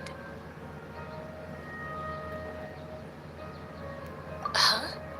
Did something happen? Dunyarzad, have you ever felt deja vu? You know, like when you've already experienced something that's happening right now? Deja vu? No.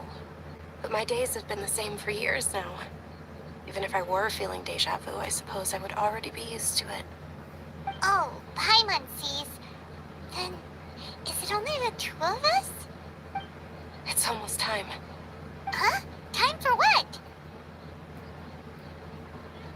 Nilou's Dance of Sub-Zeros is about to begin.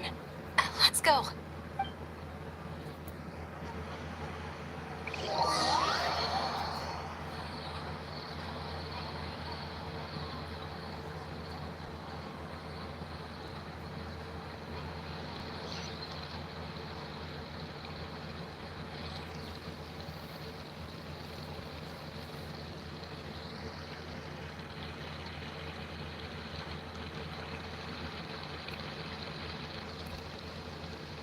With your lack of intellectual credentials, I do not believe you are qualified to debate with me. What you should be doing is finding workers to tear down this ridiculous eyesore. When we return, have the scribe draft an ordinance before the next Nyagarbaha Day that prohibits public art performances. We will publicly announce it later through the Akasha. Understood. I will inform him when I return. The Sub-Zero's festival. Go celebrate the birth of that god to your heart's content.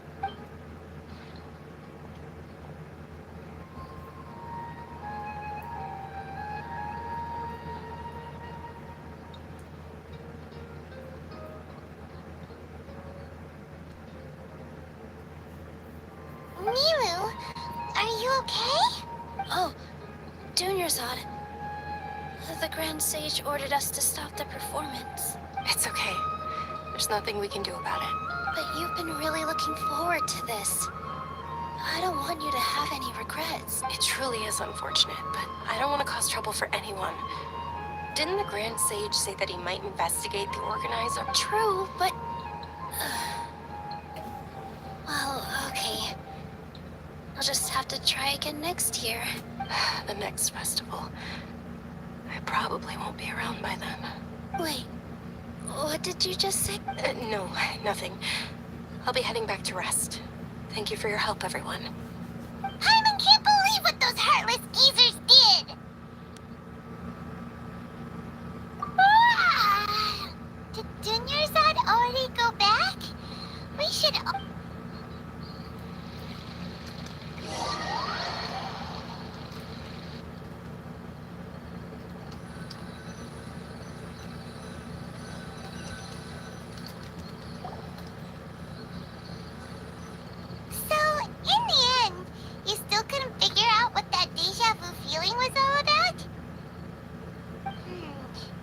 Maybe it really was because of exhaustion.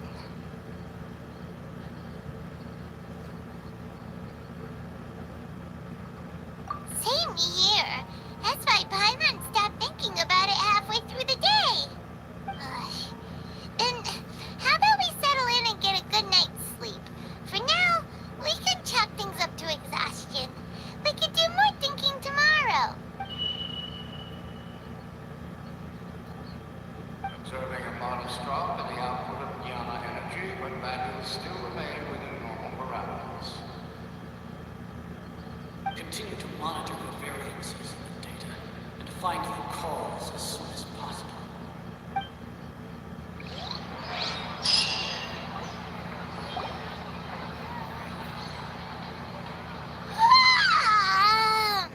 Why does Paimon feel so tired after so much sleep? Anyway, we should go meet Dunyarzad right away.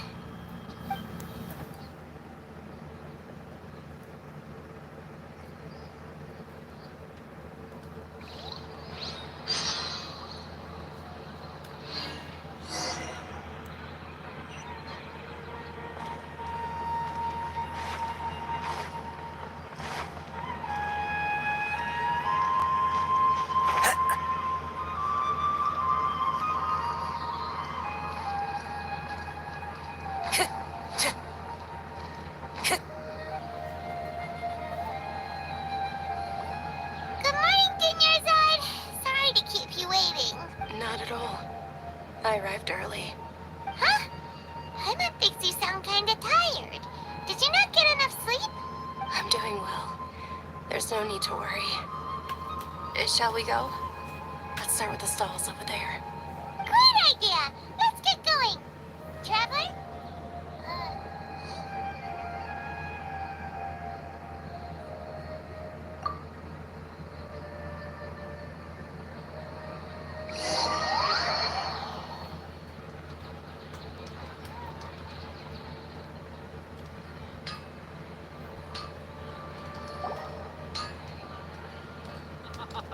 It's all thanks to Miss Dunyarzad's sponsorship that the children can enjoy the Sub-Zero's festival.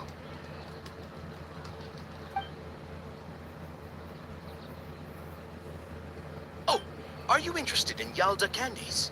I have some boxes of candy here. Pick whichever one you want.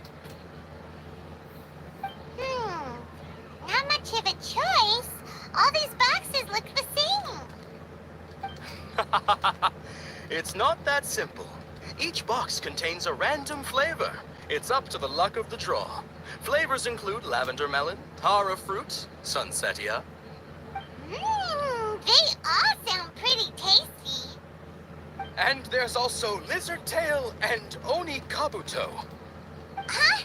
What were those last two? She'll help me choose. Paimon wants to eat the sunsetia flavor. No problem. These boxes of candy are numbered 1 to 5 from left to right. Which one do you want? Oh, I like your confidence. No hesitation at all. Oh, congratulations! Number 4 is indeed sunsetia.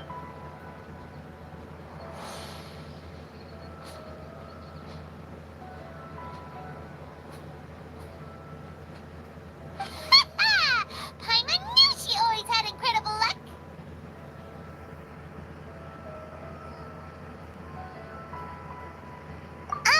Paimon's not really interested in the... Wait. How did you know? What? She was right about... That couldn't have been luck. How is this possible? I packed all those boxes this morning, and they've been sealed ever since. You couldn't have known beforehand. Mind reading? X-ray vision? Or some kind of magic trick? This is way too freaky. Tell us what's going on! Since when did you get superpowers? Traveler? Hey, where are you going? What's going on? Did you see something? Us leaving Dunyarzad without letting her know is kinda rude, you know.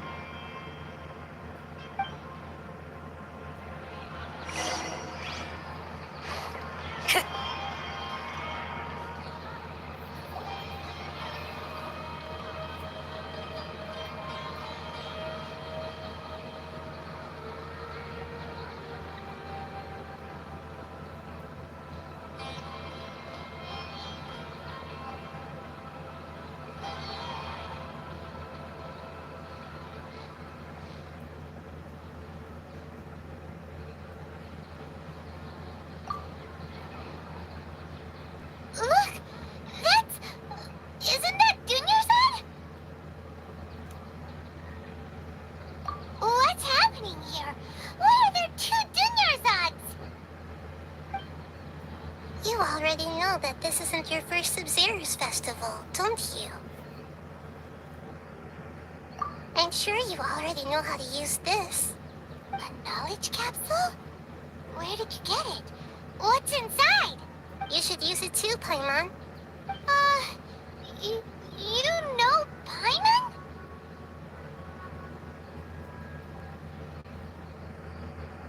Well, this seems kinda sketchy, but Paimon feels like this is what we should do.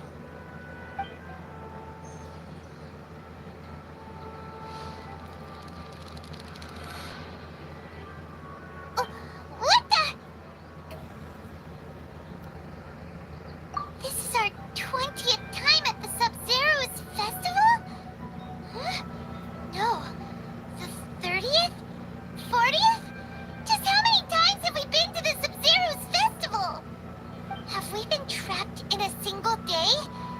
If it weren't for you, we wouldn't have even realized. What the heck was inside that knowledge capsule?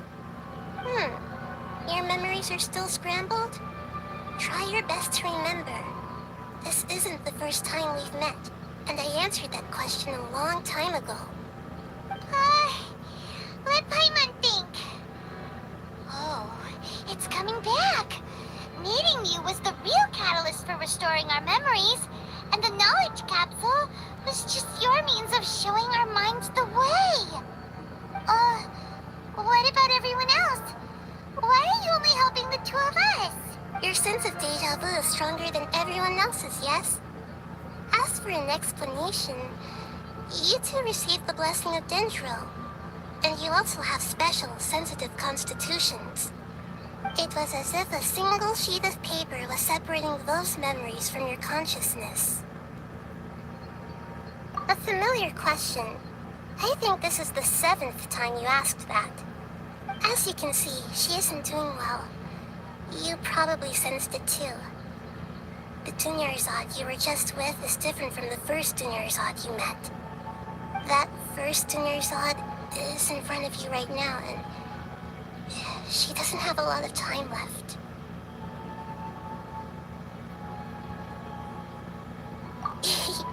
Looks like you're almost done sorting out your brain. Oh yeah, I'm Nahida. Good. You passed the test. What's happening? You can awaken our memories, and you seem like you know what's going on. Oh, wait. Please don't tell Paimon even you don't know. Everything in this world runs in a loop. This cycle is called the samsara. You, me, and everyone else are all stuck inside the one-day samsara. As for the truth, that's on you to find out. If you were told the truth instead of discovering it yourselves, it would literally blow your minds. I don't know how you'd be after that. I can only give you surface-level help, like bits of information and subtle hints. For the rest of the time, I'll be doing all I can to slow down Dunyarzad's illness. She looks like she isn't doing well at all. Her illness gets worse after each Sub-Zero's festival. If we can break out of the samsara, I might be able to save her. But as things are right now, she's just a small bird in the sky that's about to lose its last feathers.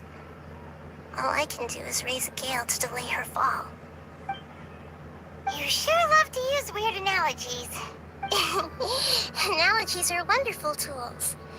They let you use existing knowledge to understand unfamiliar things. Okay, so, with what you know so far, what do you think the truth is?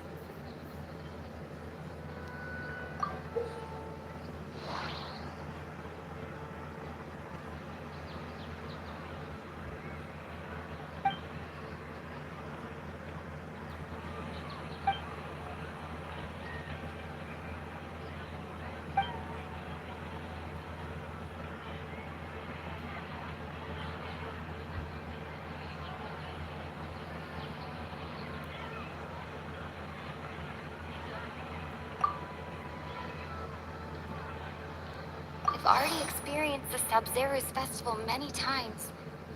And the day of the festival seems to be in a perpetual samsara.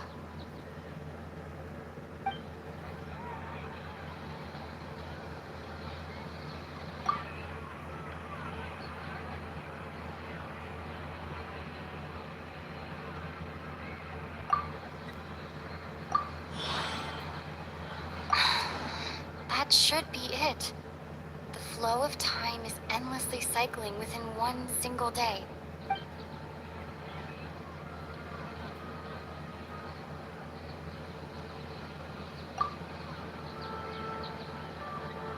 A time loop.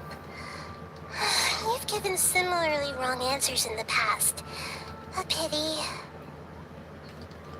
Still the wrong answer? Paimon thought that made a lot of sense. It feels like time's just repeating itself. A simple time loop can't explain some of the phenomena. You two are still missing a lot of information.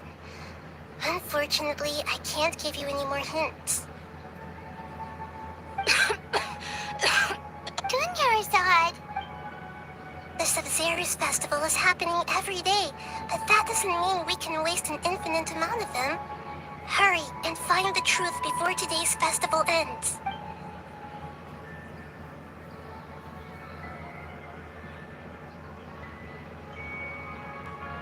Let's think about our current situation. To save Dunyarzad, we have to escape the samsara of the Sub-Zero's festival. And to do that, we need to figure out what's happening. The truth. Nahida rejected the idea of a time loop, so we must have missed something, right? Paimon's memories say that we've already done this many times, but let's go talk to people again. It's more productive than sitting here and scratching our heads. Why don't we start with those stall owners?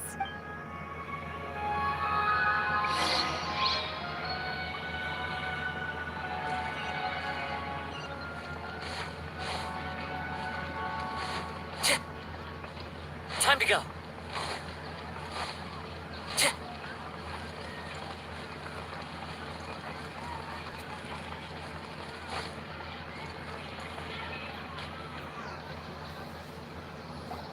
Hey there! Hey, it's you guys again. Where's your cultured friend? She's feeling a little unwell. I see. Did you come back to buy something? I guarantee the freshness of my products. I harvested them from the forest just yesterday. Huh? What brought this about? I hurried back from the forest yesterday, and I'm selling produce here today. I haven't felt anything strange. To put it another way, if you really think about it, was yesterday truly yesterday? Did you actually come back from the forest yesterday? What kind of philosophical nonsense is this? Are you two daydreaming? Didn't you know that no one dreams in Sumeru? Go somewhere else if you want to find someone to daydream with. He actually has a point. Is this a dream? Is everyone dreaming? True. It's so weird that people here don't dream. Why is that? Anyway, if this all really were just a dream, we would have woken up a long time ago. Let's keep asking around.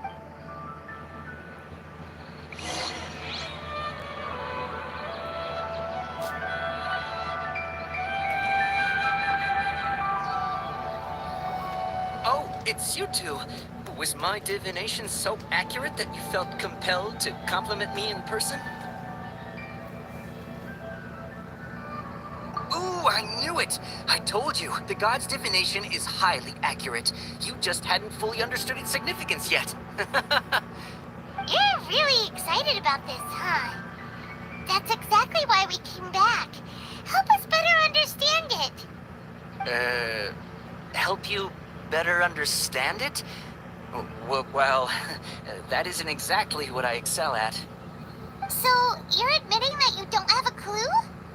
Anyway, what kind of situation did you get into?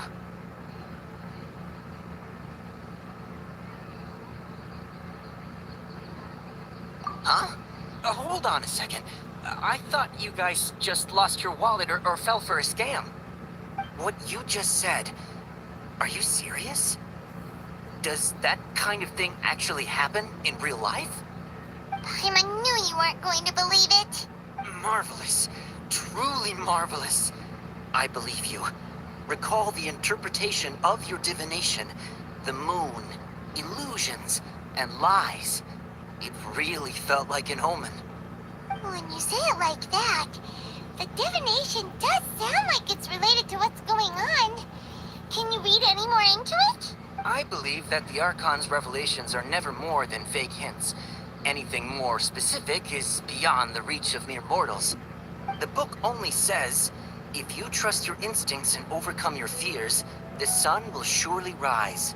So that's how it is. Looks like fortune telling is just fortune telling. It's no good for practical problems. We haven't made any progress. Who else can we talk to? Paimon remembers that we tried talking to her a couple of times, but she always thinks we're playing pranks on her. You think she'll brush us off again? Yeah, if we tap into Dia's strong sense of responsibility as a mercenary, then she'll definitely take us seriously. At this time of day, Dia's probably just finished beating up those kidnappers. Let's go find her.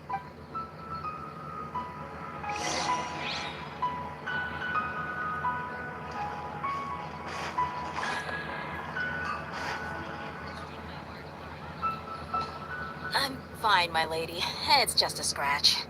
Perfect timing. Both of you are here. Paimon, Traveler, you came at just the right time.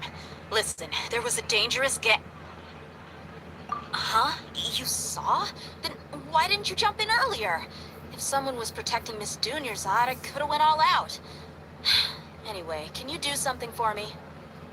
You want the Traveler to take Dunyarzad somewhere to rest up while you check to see if there's still any kidnappers around. Did Paimon get that right? How did you know what I was going to say? We need to say something convincing.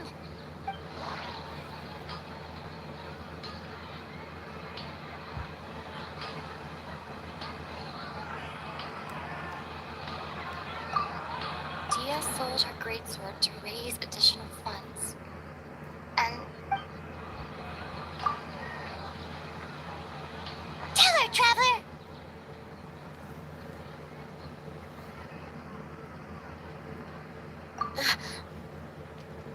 I didn't tell anyone about that. Including Miss Dunyarzad. You couldn't have known. And just now, you literally took the words right out of my mouth. What's going on? All right, so this is the situation.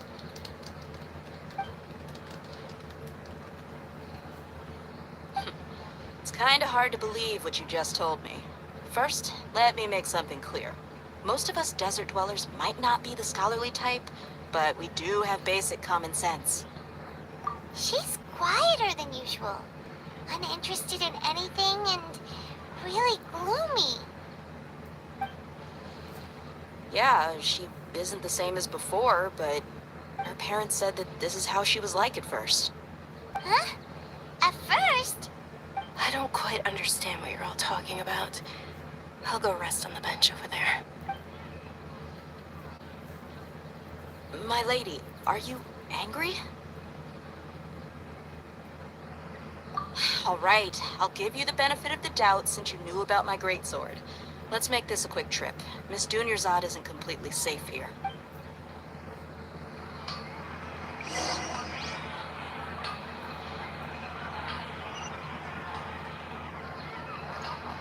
Time to go.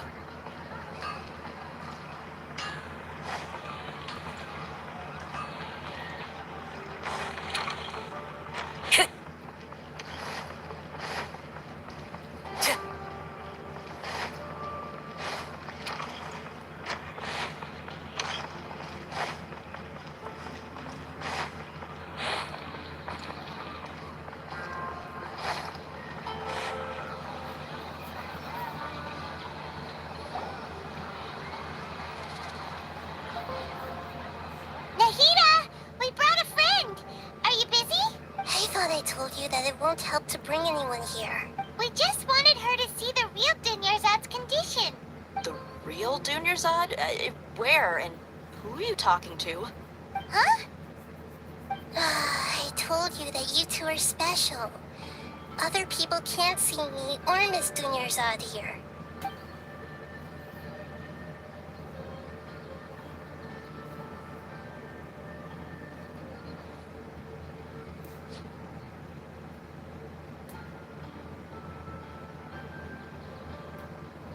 Hold on. Over there. Is that? Wow. How perceptive. Does she have invisible antennae? Miss Dunyarzad, she's lying down here, isn't she? How's she doing? Her condition's really bad, and she's basically in a coma. How did you know she was here? I can sense her aura.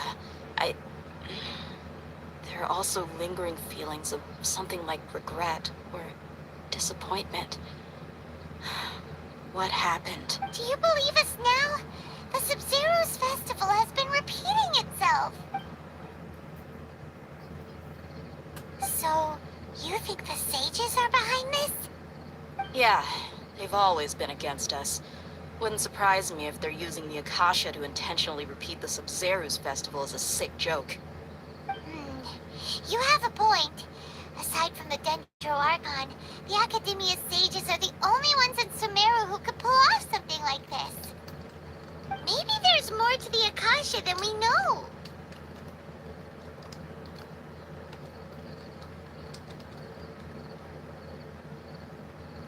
Right!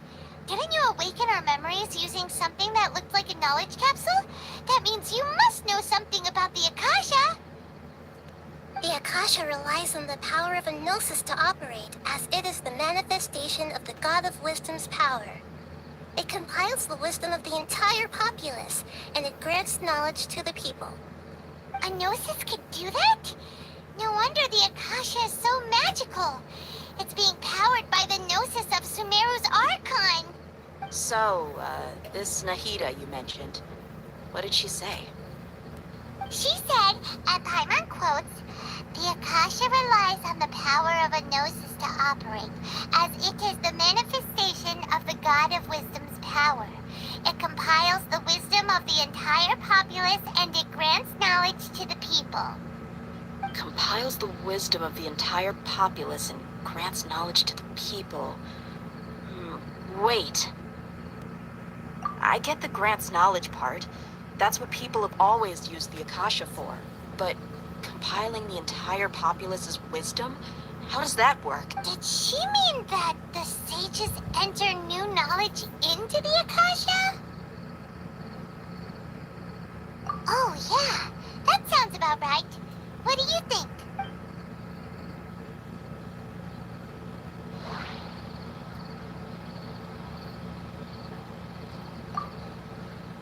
Okay, Nahida said, the Akasha relies on the power of a gnosis to operate, as it is the manifestation of the God of Wisdom's power.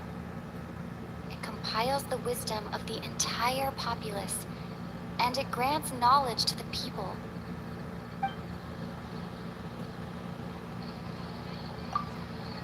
My mind feels exhausted, even though I haven't done too much thinking. What is going on?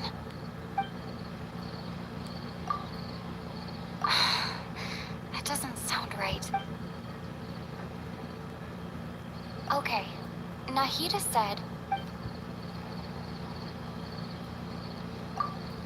people in Sumeru don't dream.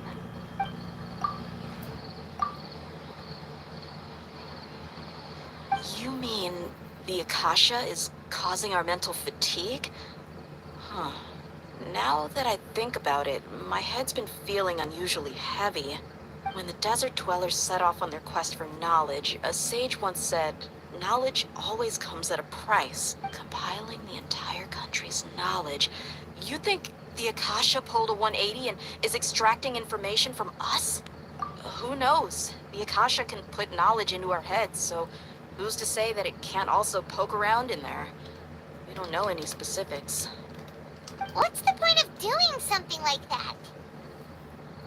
Just think about it. If you could combine the knowledge of every single person in Sumeru, then you can basically turn Sumeru City into a single massive brain. This hive mind could make breakthroughs in problems that even the smartest geniuses can't crack. An excellent deduction. And the analogy comparing Sumeru City to a massive brain? I love it. In that case, we should take off our Akasha terminals right away. Maybe that'll solve this problem. Yeah, I was only wearing this for show in the first place. Didn't expect the sages to cook up such a conspiracy.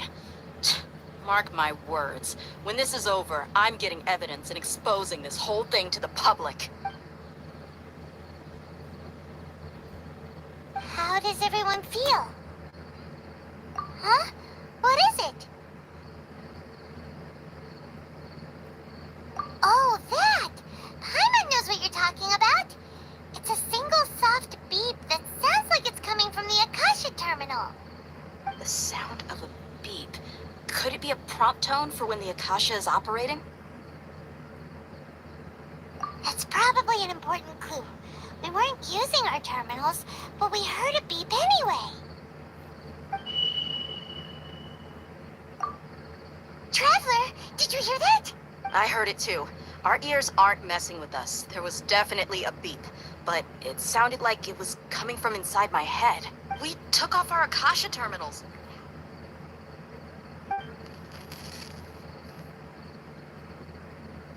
Phase runtime has exceeded its expected length. At this rate, there may be casualties. But we cannot lose all of our progress.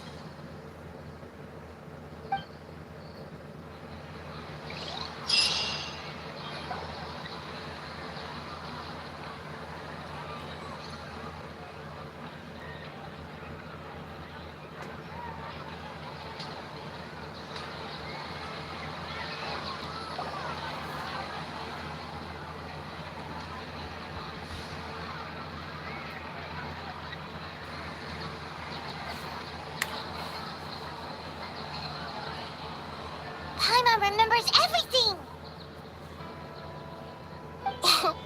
Good. You adapted quickly this time.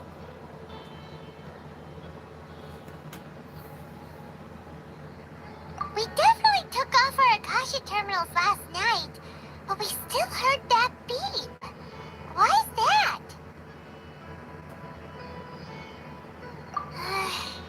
But now we can at least confirm one thing.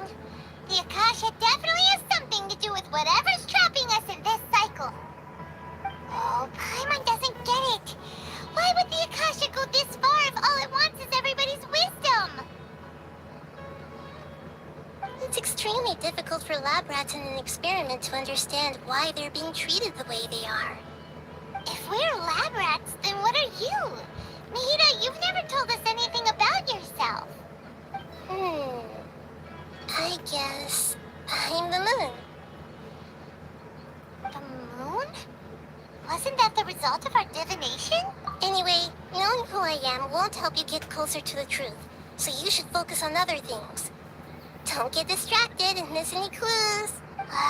Okay then. Dia helped us a lot yesterday, so let's go find her. If Paimon's reading the time correctly, those kidnappers should be showing up soon.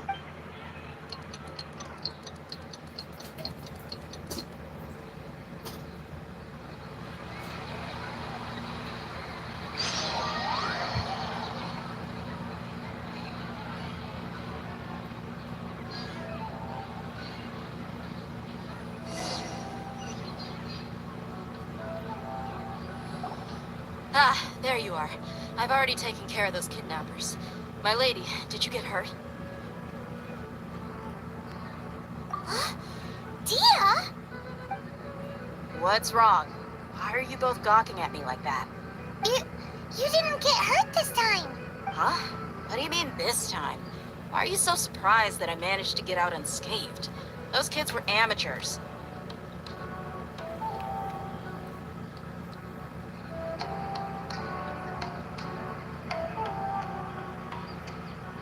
Shh!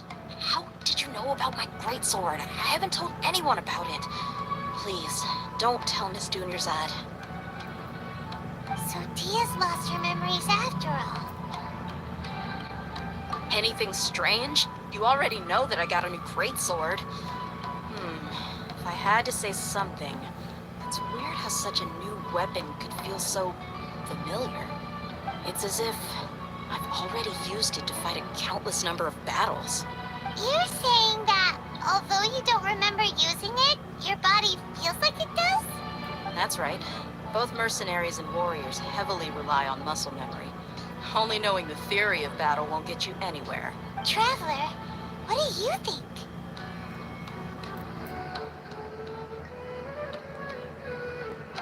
Yeah, Paimon's feeling really hopeful.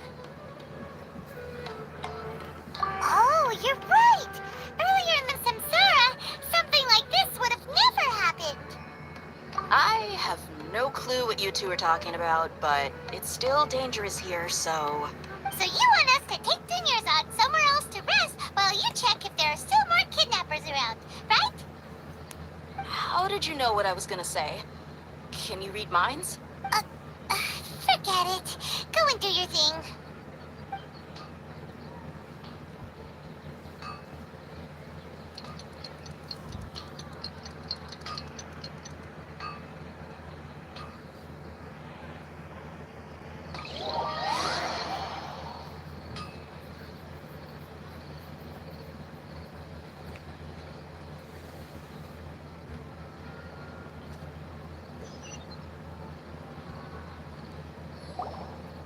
Whew.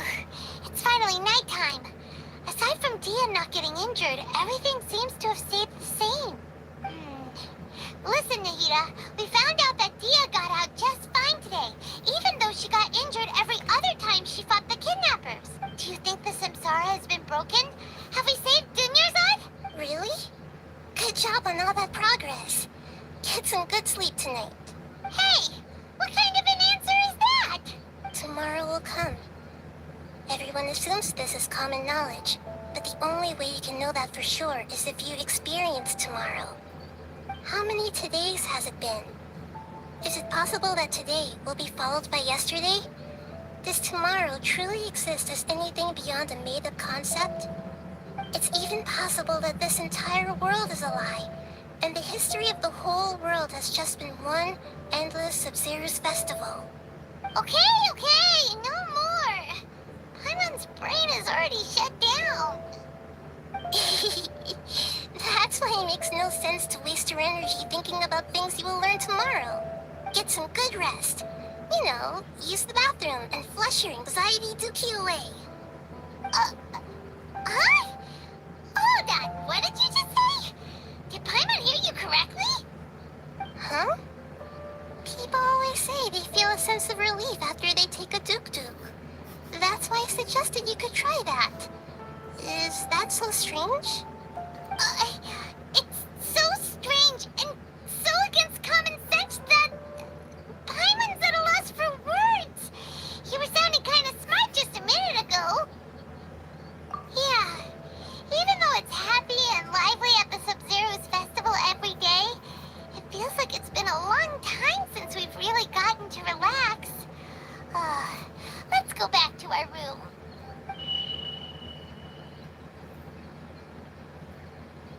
Continue the harvest. Compared to what we stand to achieve, these sacrifices are trivial.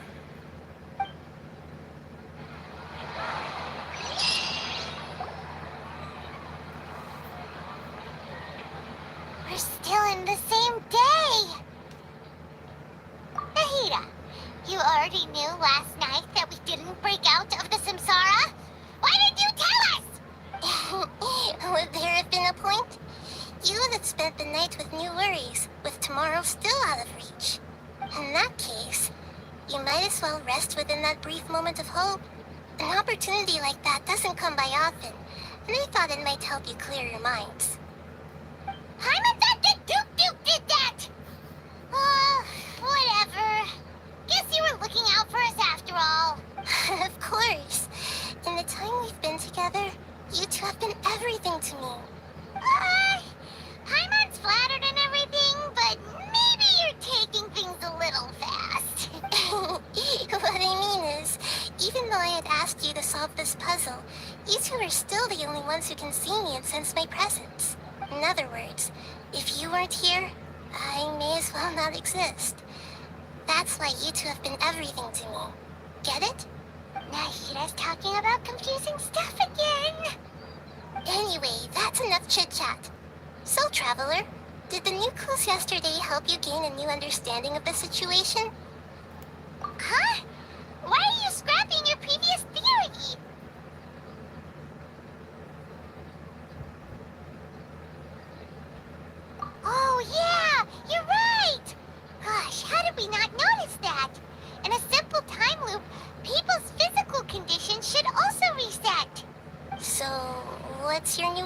is this?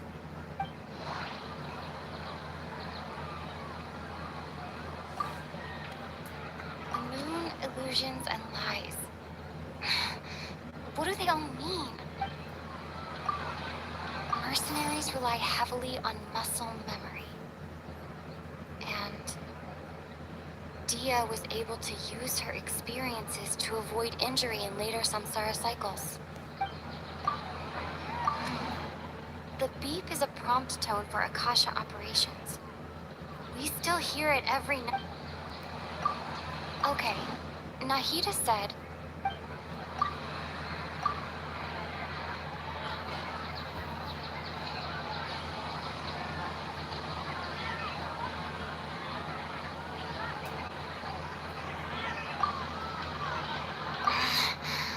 I can't...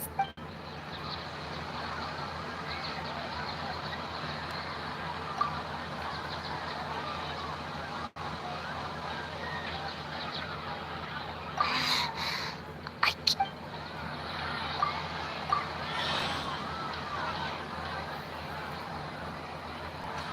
If all our memories of a day are erased at the end of that day, then we would unwittingly relive that same...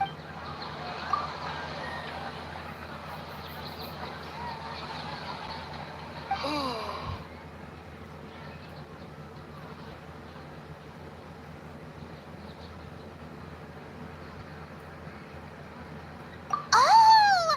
Then the beep we hear every night could just be indicating the deletion of our memories!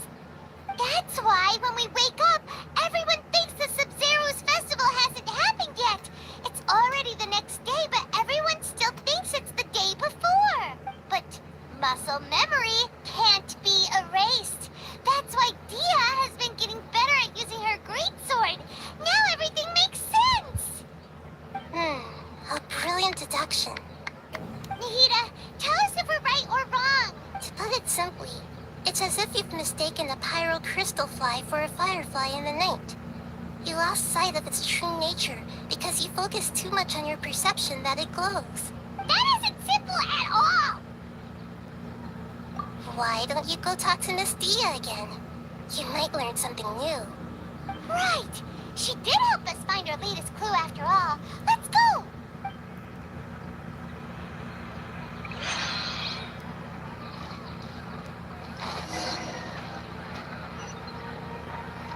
Time to go.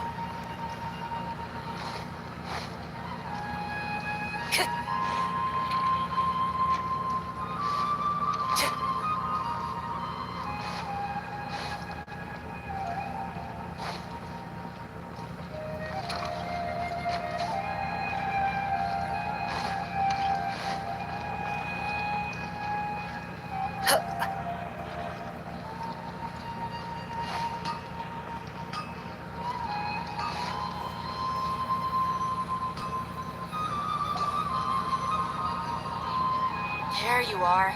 Really took me a while to find you. As expected, Dia also didn't get hurt today. Get hurt? Why would I? Don't underestimate. Well, you're still getting used to your new greatsword. Huh. Truth be told, I also think it's pretty strange.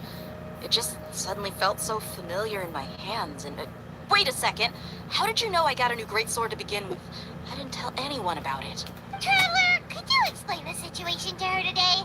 Paimon's gotten a little sick of doing it. Oh, that works!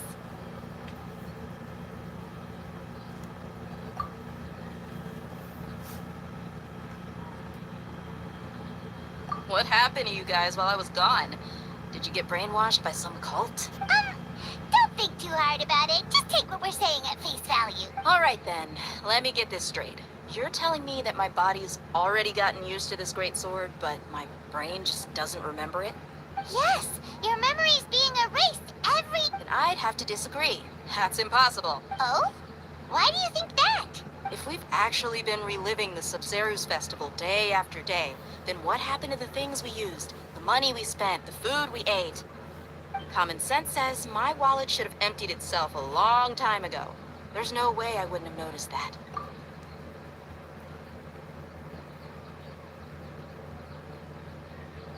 Right. They could use the Akasha Akasha to record what everyone did that day, and then use the city's resources to replenish everything. It's not very likely, but it's also not impossible. No, it is impossible. I've got proof. You have proof? Where? You two are surprisingly serious about this nonsensical discussion. Fine, I'll play along for a little longer. Come with me, Miss Dunyarzad. Please come along as well. I still can't guarantee that this area is safe.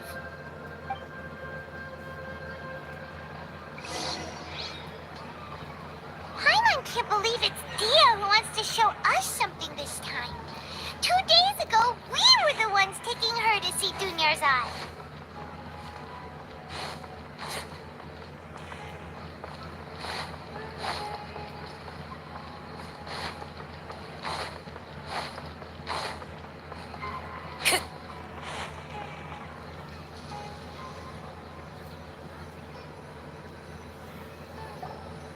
This is it. Huh? This is a wooden training dummy. What about it? See those marks on the dummy? Those are the result of several days' worth of practice. Let's say the sages didn't replace it every day. Shouldn't it be hacked to pieces by now? That's true, but what if they did? Then the sages would have had to reproduce every mark I left during previous training sessions. I'm a professional fighter. My martial school has always emphasized the importance of refined control. The force, angle, and entry point of each strike is calculated and deliberate. That's why I remember every mark on the dummy, as well as my state of mind as I made each strike. It's just as they say, each swordsman has their own unique style, and even the same swordsman can't make the same cut twice. It would be impossible to copy these marks. Is that really impossible? What if they use some fancy machine to carve every single mark? People often say that a camera's photo can never replace an artist's painting because the former has no spirit to it. The same thing applies here. At a mere glance, I can differentiate carved marks from the results of combat training. Whew, hope that cleared things up for you. Hey, is this that new brain-exercise game that's been super popular with the scholars lately? It's surprisingly fun. Anyway, it's getting late. I should escort Miss Dunyarzad to Milu's stage. See you later. Well, back to square one. Is our memory deletion theory also wrong? But at least we've reached some other conclusions in the meantime. Yep, that's true. So, can we think of any new ideas right now? Strange? Paimon feels like everything's been strange lately. Huh? Leaving the city? You're right! It's really strange how we never thought of such a simple solution! Many things should become clear if we can confirm the flow of time outside of the city. Paimon can't believe it! Did we miss this because we're tunnel visioning too hard on our other theories? Or because we're just too tired? How about we go back and ask Nahida? Maybe we've forgotten something about leaving the city.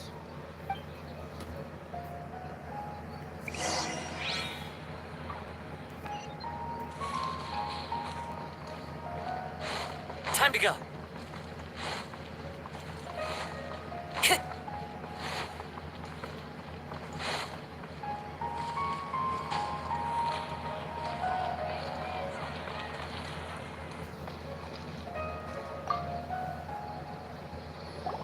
Nahida, we're back!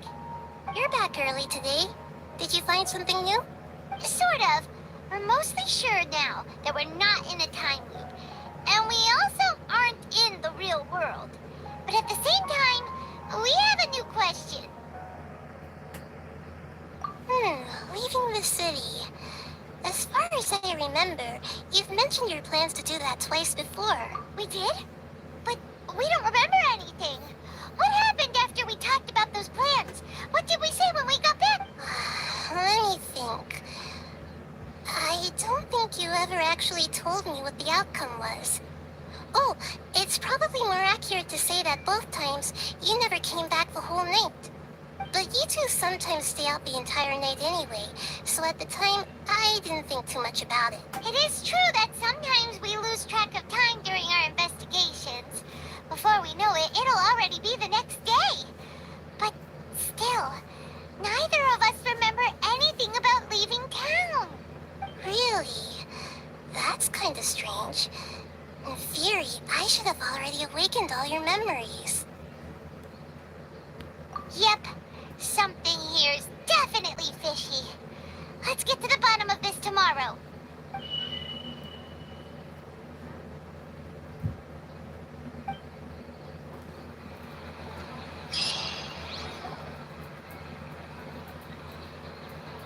Our memories are back!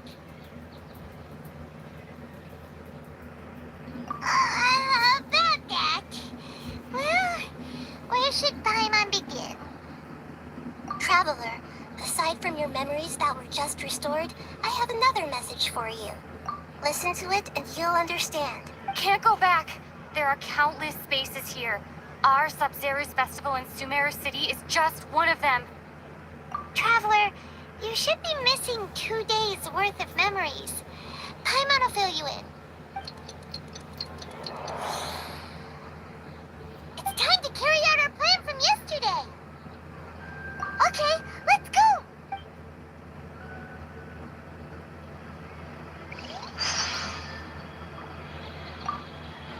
We don't have many more festivals to waste. Hurry and find the truth.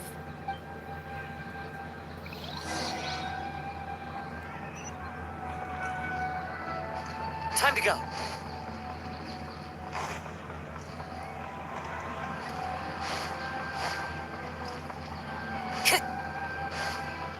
Time to go.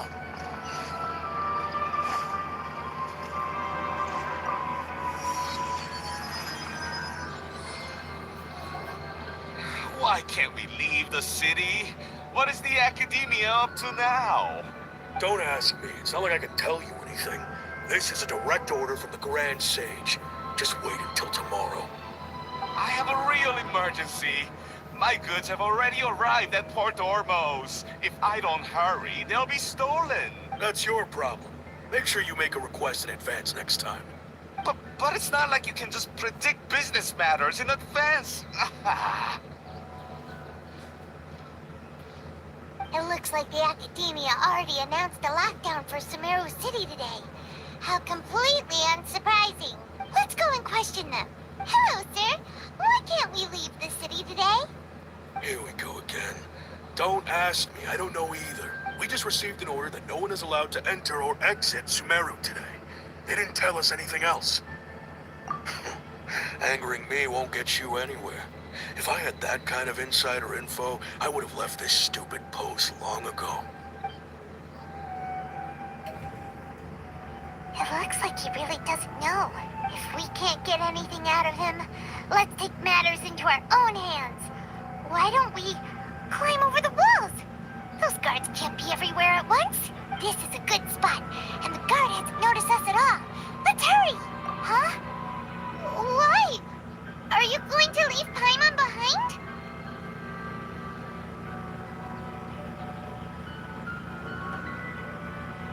But what if things get really weird out there and you get into some trouble?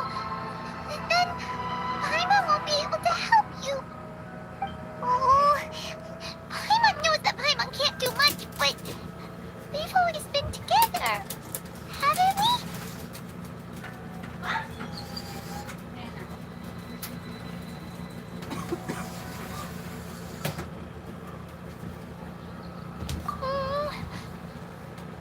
Okay. Paimon will wait for you.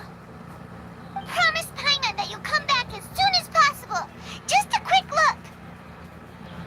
And please, be careful.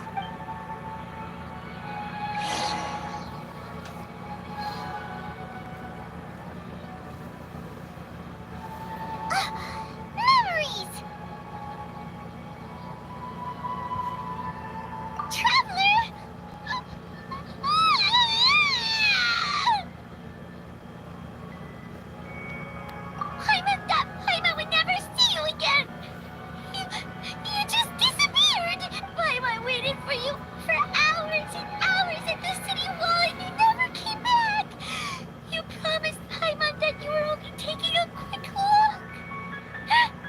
Paimon, calm down. She's here now. I don't think she understood what you were saying. Paimon doesn't care. Paimon wanted to go look for you, but you also said that Paimon should stay. Paimon was so worried and so scared the entire day.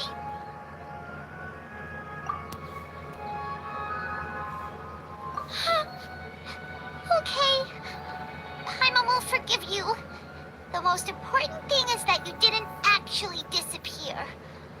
Oh, Paimon was so scared that you had gone into another world.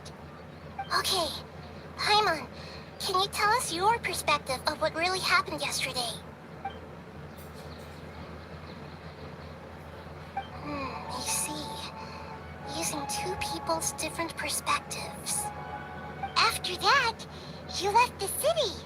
Paimon kept her eyes on you the whole time, but then you disappeared in an instant. No way! Paimon was watching you with the fullest attention.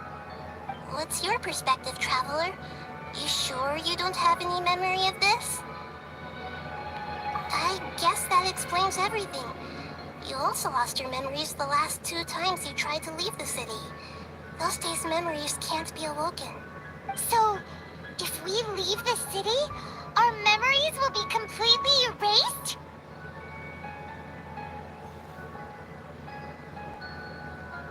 It really sounds like something big outside of the city is being hidden on purpose. But this way, we'll also never discover what's outside. Something like a message? But how can we send it back? Don't look at me like that. I'm not used to being stared at.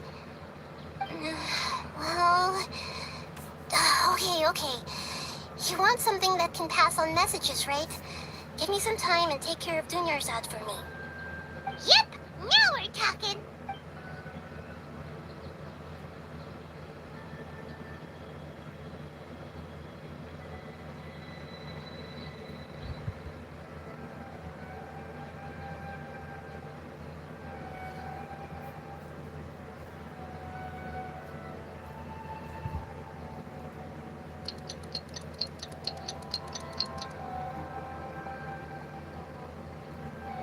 I'm done.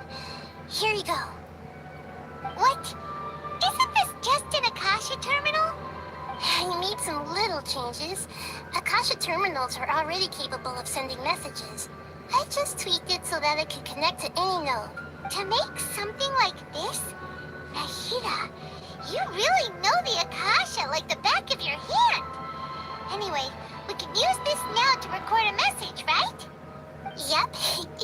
I'll help you save the messages. It should be pretty easy to use.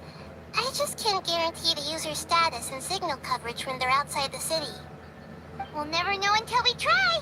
At least, let's go then. Let's expose those sages!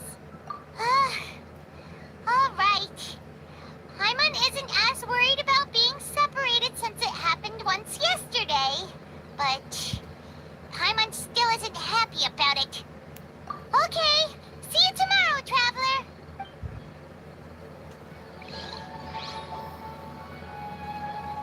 That covers everything that's happened so far.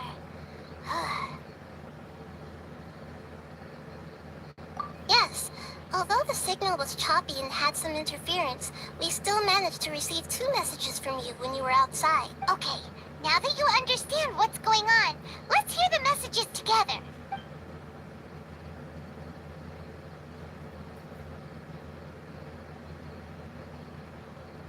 Can't go back. There are countless spaces here. Our Sub-Zero's festival in Sumeru City is just one of them. I've entered another space. Before me are flowing sandstone and howling fish. Impossible and surreal sights. All these spaces are empty, except for the occasional ones that contain mute puppets rather than people. I can't sense any human presence.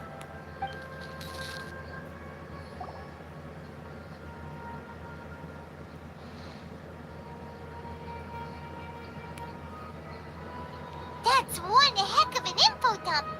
It sounds like you left the Sumeru city space when you set foot outside of the walls. But everything looked completely normal when Paimon was looking out from the inside. That's unbelievable. And if we take your word for it, the other spaces all had very weird contents. There's another part here. I only received it last night. These spaces have been disappearing, one after the other, absorbed by something like a sun in the sky. And now, even the final space has also disappeared. Behind me, a lot of spaces just appeared again from thin air. I get it now. Those spaces are actually...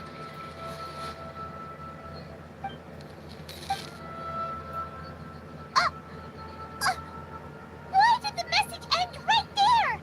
Probably because yesterday just happened to end at that moment. Oh, right. Paimon did hear a beep from the Akasha. Did it come from here or from the message? The message. It should have come from the Traveler's Akasha terminal. After the beep, Traveler said even the final spaces also disappeared. Traveler, what do you think that final space could have been? All the bizarre spaces I saw outside the city had one thing in common. A lack of human presence. Was that space actually the real world? But wouldn't a real space just randomly disappearing like that be catastrophic? My impression is that each day in this samsara only ends at the sound of that beep from the Akasha.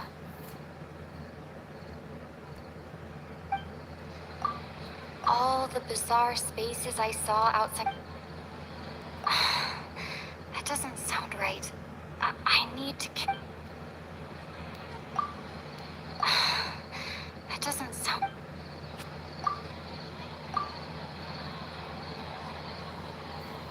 Oh, so that's what it is!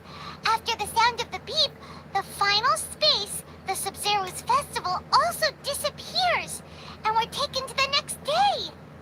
Later on, Traveler also mentioned a bunch of new spaces materializing behind them. Do lots of new spaces appear every day? Paimon's head is spinning. Just what are these spaces anyhow? Well, consider this. For all the horrors of the Archon War, at its heart, it was just a game where a bunch of gods fought over 7 seats. So no matter how strange or spooky things may look on the surface, maybe all they point to in the end is a small and simple secret. Wow, the Archon War, huh? That's an analogy and a half.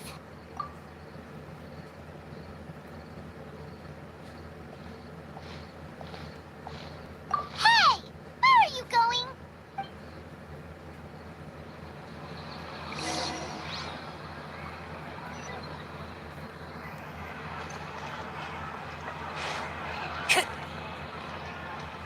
Time to go.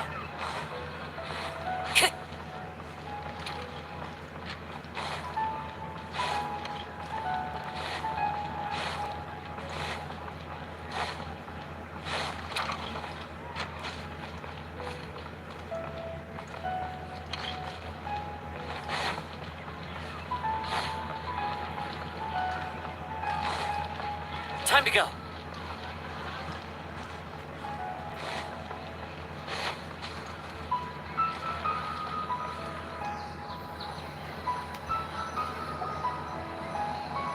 Do you want some alone time to think? All right then, Paimon won't disturb you.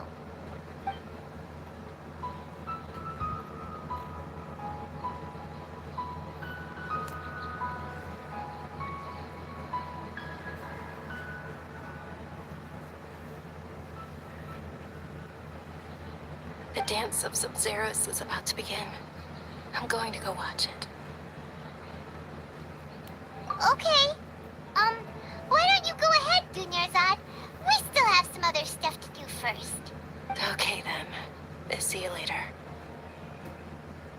Have you figured it out yet, Traveler? Time is ticking. Awesome! What is it? Paimon wants to know. Oh, wait, no. Let's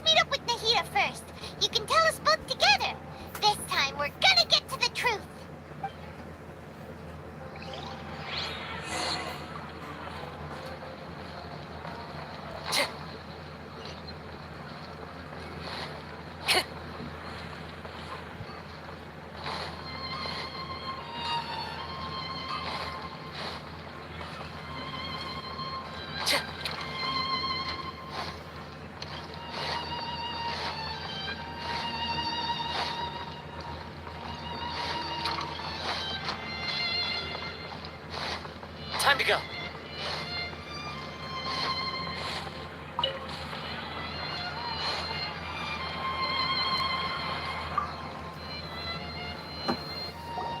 You're back.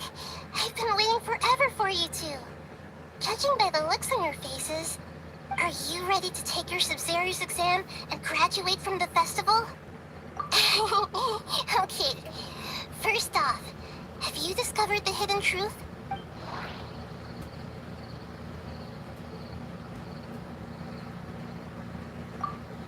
People in Sumeru don't dream.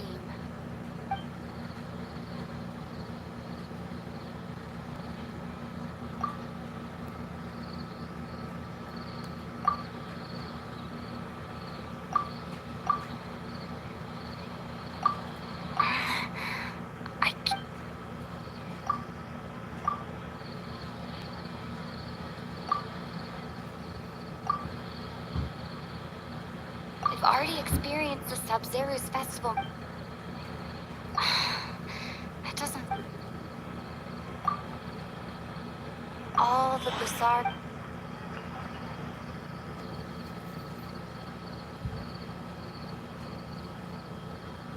Those spaces remind me of... dreams. Like the one I had in the Avidia Forest. Except... these have no... That doesn't sound right.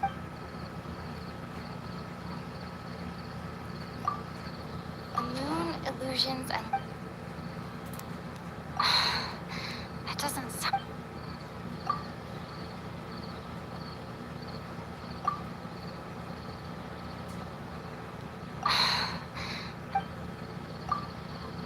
Okay, now he...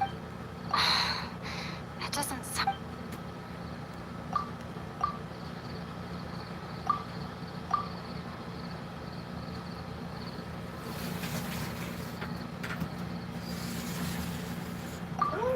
Dali mo kata? Oh, bakit dami? Kailan nga?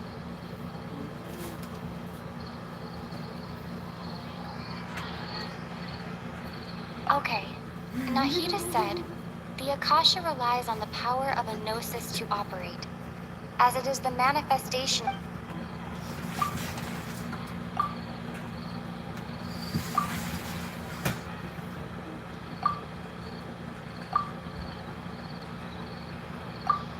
Those spaces remind...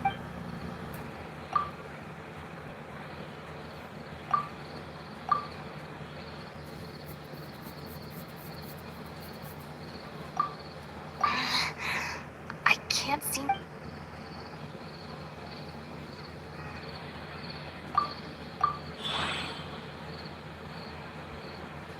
We are all in a dream.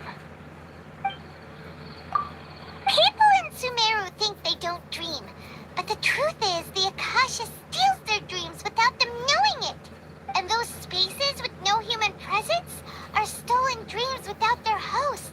That would explain why they sounded so weird when she was trying to describe them. Huh. So people in Sumeru do dream after all. In fact, we're all in one big dream together right now. Correct answer. Now, how did you conclude that the Akasha is capable of this?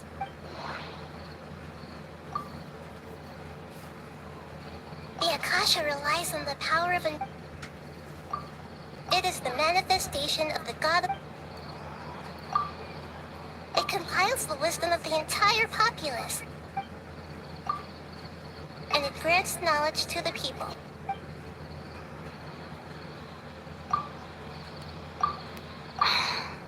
That doesn't... Oh, okay.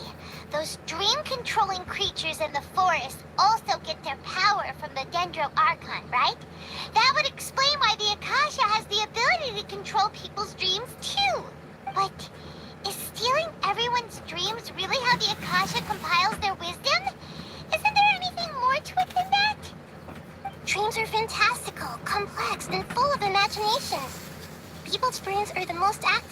dreaming. In other words, dreams are rich bundles of human wisdom. So in other words, the complete opposite of how Hypatia understood it. Paimon remembers her saying that the sages think dreams are foolish delusions, and the fact that no one dreams is a blessing from greater Lord Rukkhadevata. So it was all a dirty trick? The real story is that the sages from the academia are using the Akasha to steal people's dreams for their own use, huh? Oh? By the sounds of it, you understand the current situation pretty well. So then, what about the samsara?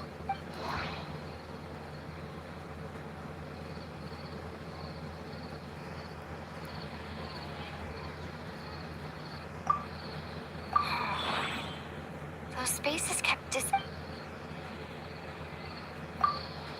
Grand Sage said, go celebrate the birth of that god to your heart's content. That doesn't sound right. I need to carefully think things through. Those dreamscapes kept...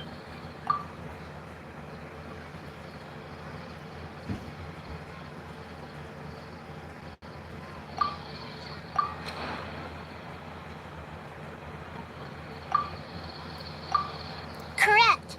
The Akasha is keeping each person's brain in a constant dream state, but also separating their consciousness from their own dream. Their disembodied consciousness is placed inside the collective dream of the Sub-Zero's festival along with everyone else's, while their now vacant dreams are harvested by the Akasha. No one is any the wiser as another day passes in the dream, and so begins another samsara cycle. People wake up to yet another dream about the Sub-Zero's festival. The dreams that belong to them are once again harvested by the Akasha, and so it continues. So, this is like a dream factory, and the Akasha is a dream harvesting machine. Did Paimon get that analogy right? Very good, Paimon. Using analogies well is an excellent habit to get into. Okay, so that beep we keep hearing is actually from our real-life Akasha terminals. Taking off our terminals in this dream doesn't do anything. All right, last question. Who am I?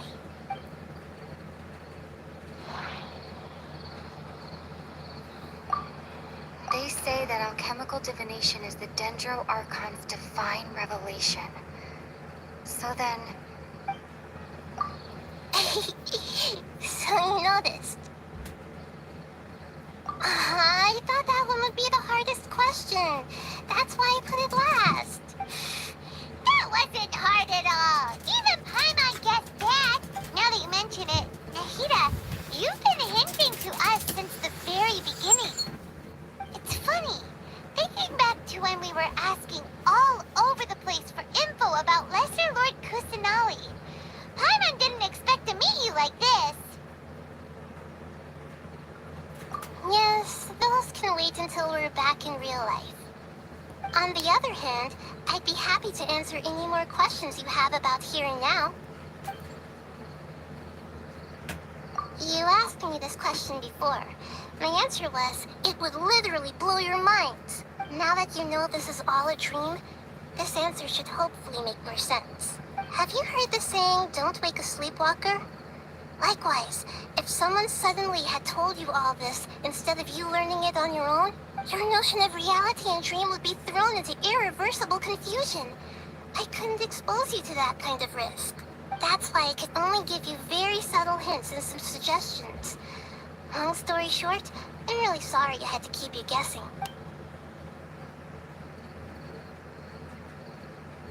Firstly, this dream we're in is completely based on reality.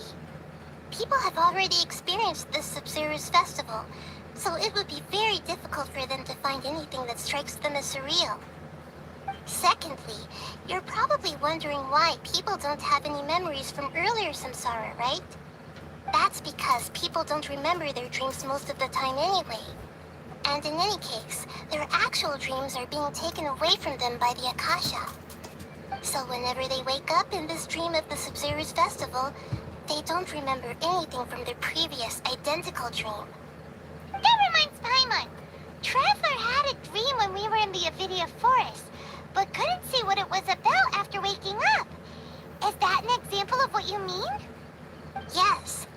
Only after receiving the blessing of Dendril can a person gain the Dendril element's dream-enhancing power. That explains the feelings of deja vu. Meanwhile, everyone else has no idea that they are in the Sub-Zero's Festival Samsara, while their dreams are stolen from them over and over again. Can humans really keep dreaming forever like this? Will it ever end? And if so, when? You might say your mental fatigue has already answered this question. Eventually, there's only so much that people can tolerate, especially those whose health is compromised to begin with, like Dunyarzad. This relentless exploitation takes an even harder toll on them. People's lives are at stake here, and nobody knows a thing! We've got to put a stop to this! I know, right? Why did they have to base this dream on my birthday? Could it really just be a coincidence? Even you don't know the reason? Wow. Now that's strange. The Academia sages are determined to harvest lots of dreams in a short time, no matter the cost. They have to be up to no good. Unfortunately, I don't know anything about it. Traveler, do you have any information?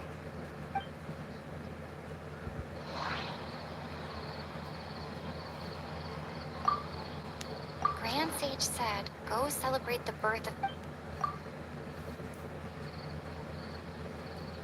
Celebrate the birth of that god?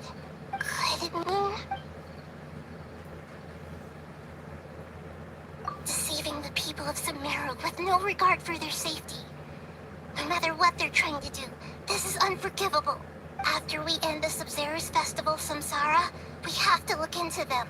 How can the sages of the Academia do this behind their archon's back? In the end, I'm just the moon. The real sun is long gone. A sun and a moon? Nahida's talking in riddles again. Oh, we're out of time today. I'll tell you how to break free of the samsara tomorrow. See you then.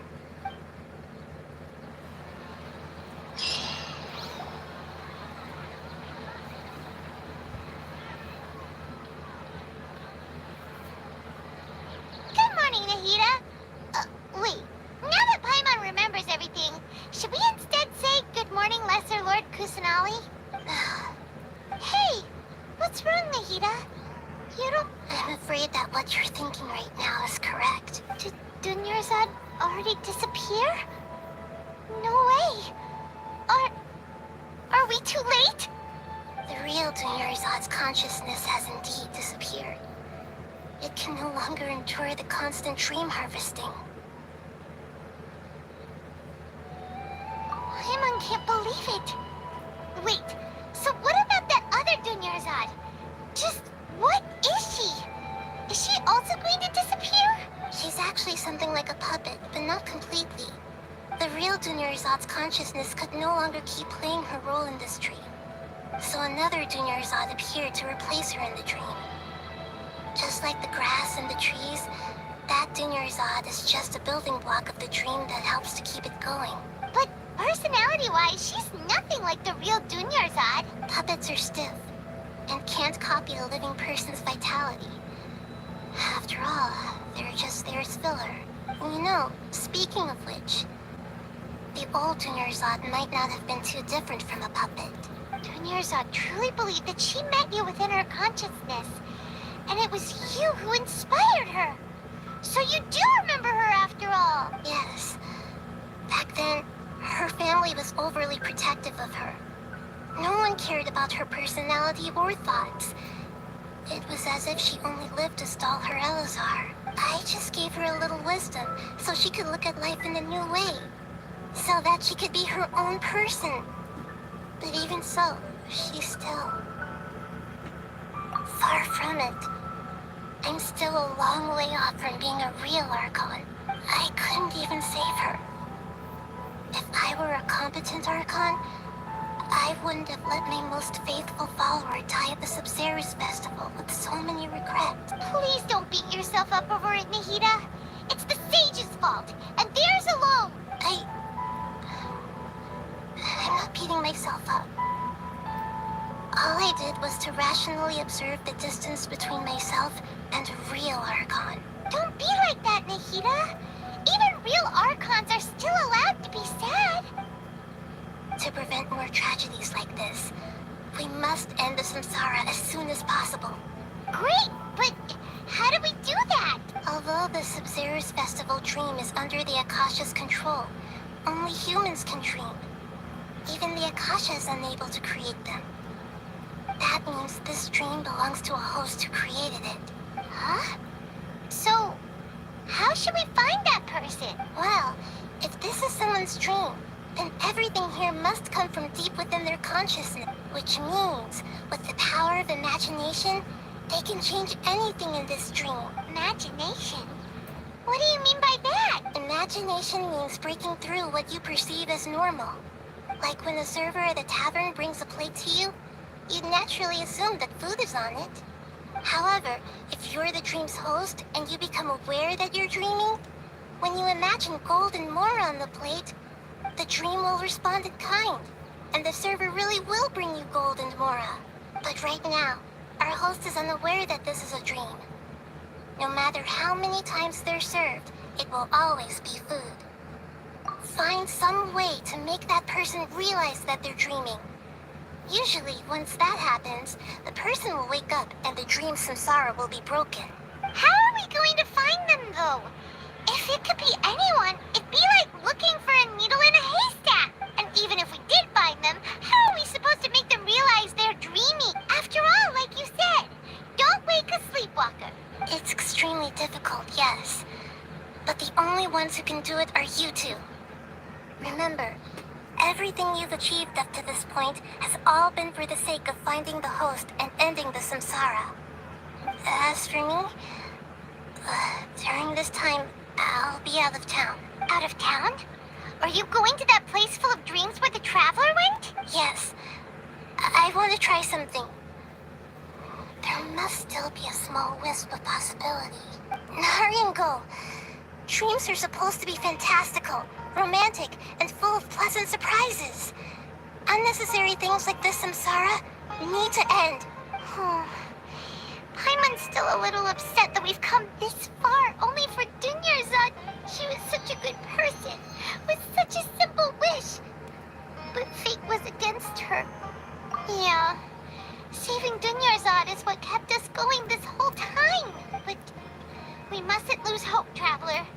Dunyarzad would definitely want to see us save everyone else. So let's break the samsara for her sake. Paimon's wondering, do you think the sages would get one of their own to be the host of this dream? Feels like it would be easier to control it that way, no?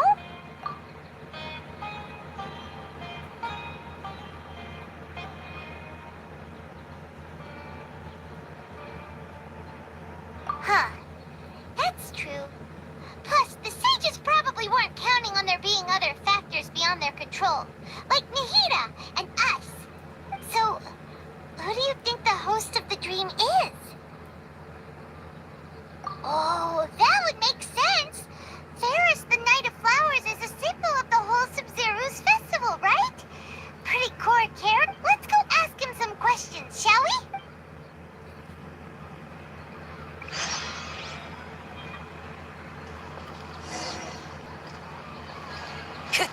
Time to go.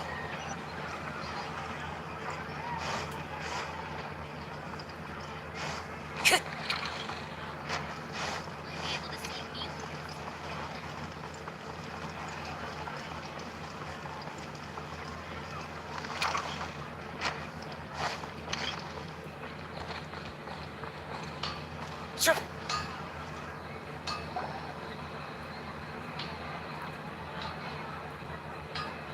You're back.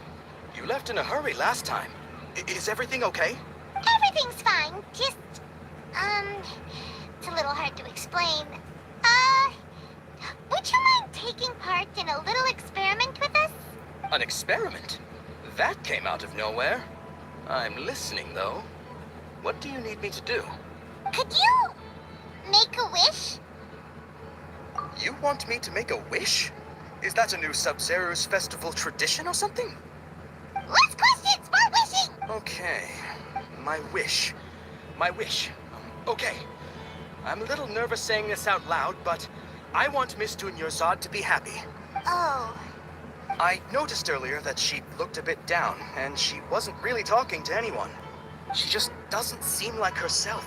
She's always so gentle and kind, and all the kids love her.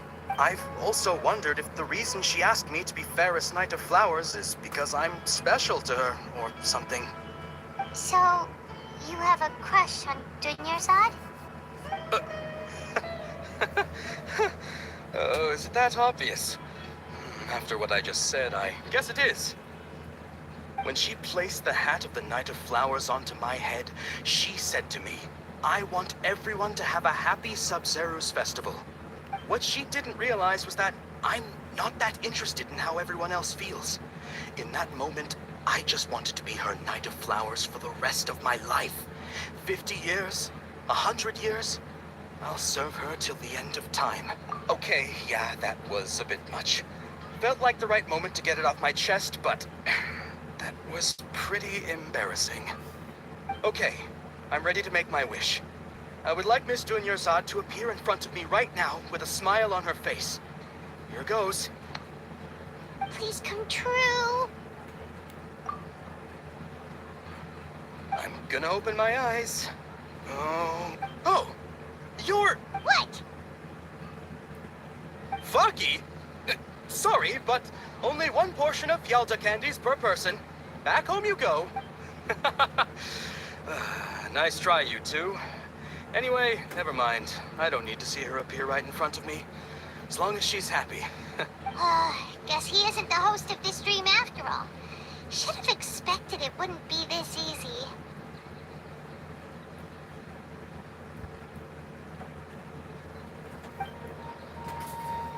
It seems like everyone who knows Dunyarzad loves her. But none of them has any idea that she... My lady, step back. That sounds like Dia! Oh, right. This is when Dunyarzad bumps into the kidnappers. Huh? But Dia can handle them. Hey, Traveler!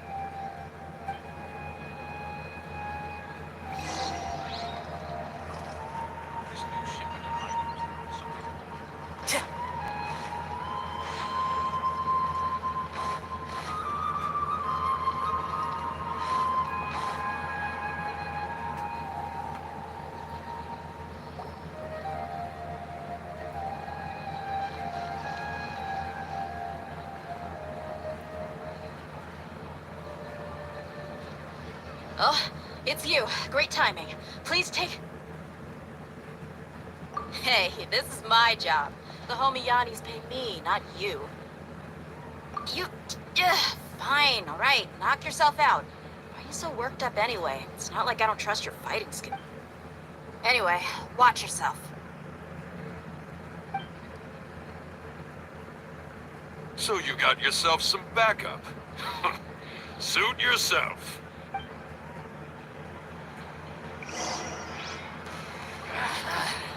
New punch. The wind knows me. Go!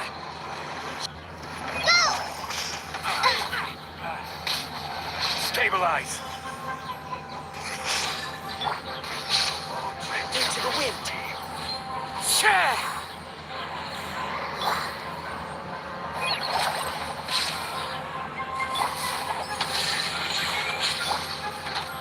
One with nature. This is order. Gather. Hi!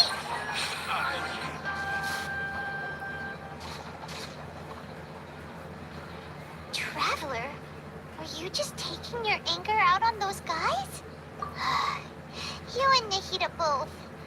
Dunyarzad wouldn't want to see you two like this. Oh, and speaking of her, Paimon just remembered something. Remember how during the first Sub-Zero's festival, before the Samsara started, we came here with Dunyarzad because because she wanted to pick something up? She said it was because she had forgotten something. Okay, so Paimon's memory is working so far. Anyway, Paimon also remembers that she is staying somewhere around here. She pointed it out to us the night before the Sub-Zero's festival.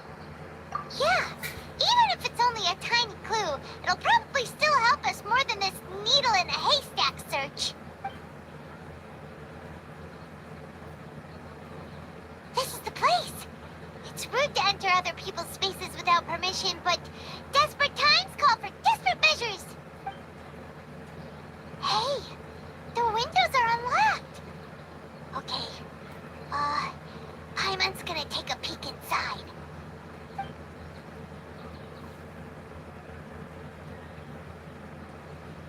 This was only a temporary residence, so there was pretty much nothing inside except this book on the table. Should we open it?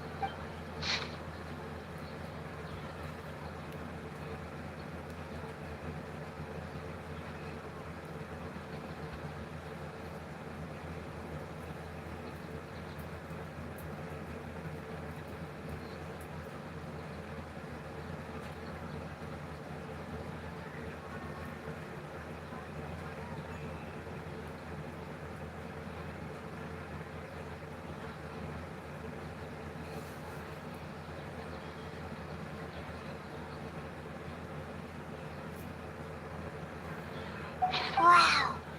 Dunyarzad wrote all of this. Sounds like she was always thinking of us even while we were away. Even though she was also busy preparing for the Sub-Zero's festival and had all her health problems to worry about. She must have wanted to give this to us as a gift on the day of the Sub-Zero's festival, right? If we hadn't found this book, we never would have known.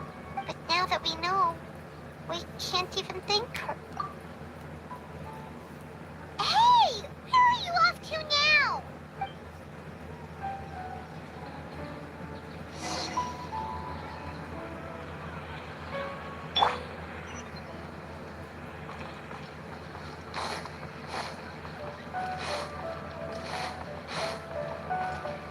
Time to go.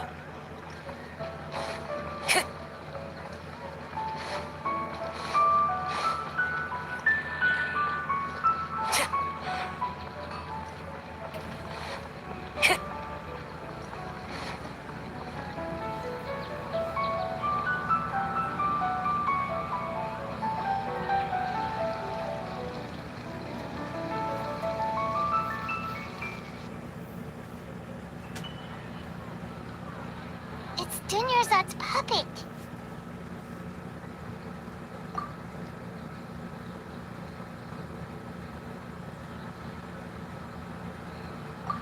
Traveler?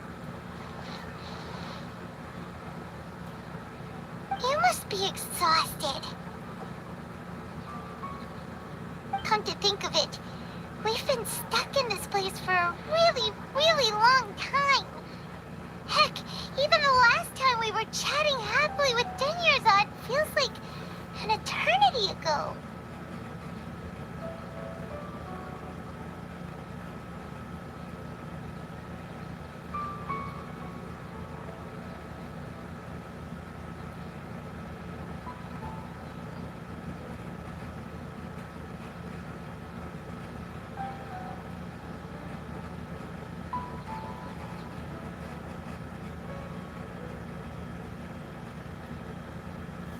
Paimon still remembers when we were sitting here, and the way her eyes sparkled when she talked about Nilu's dance of Sub-Zeros.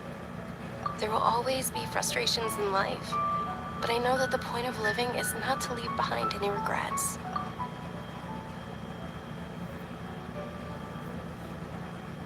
That was what the real Dunyarzad said, wasn't it? Does that mean... Yes, Traveler.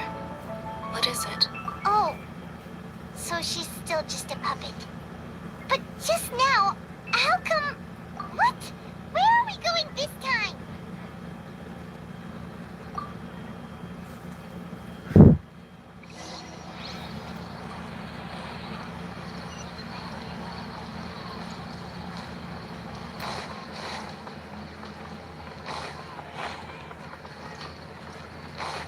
Time to go.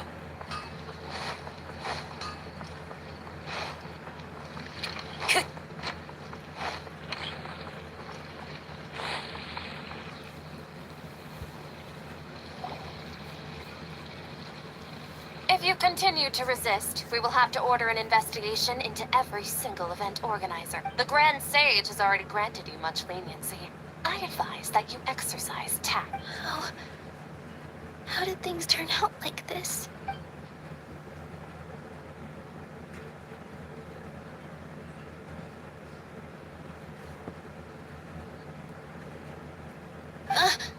Traveler?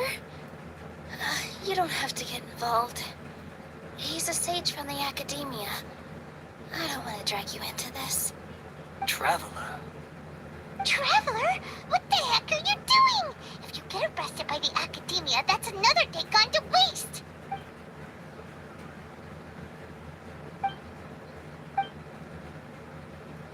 Wait, they're not reacting. Have they been scared stiff? Oh, of course. If this is the sage's plan, they wouldn't put themselves through this. So they're just substitutes. What is this? What happened to the Grand Sage and his entourage?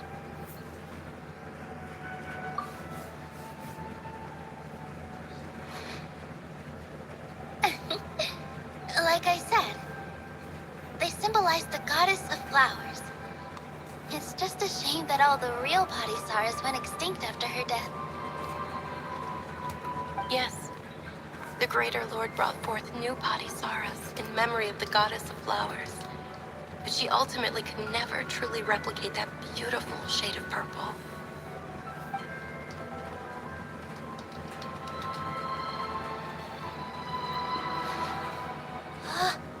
That beautiful shade of purple. Weren't these flowers real Padisaras? Just like the ones from the legend? I didn't even notice. 10 years odd. Did you find these? But didn't you just say all the real flowers went extinct after the goddess of flowers passed away? Yeah. What's going on here? Huh? You guys are acting weird. But okay, I'll try.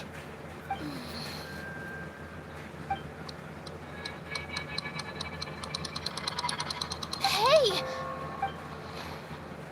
They disappeared! So Nilu's the host! What a surprise! Purple Padisaras don't exist in the real world anymore. But in Nilu's subconscious, they can appear as decorations on the stage.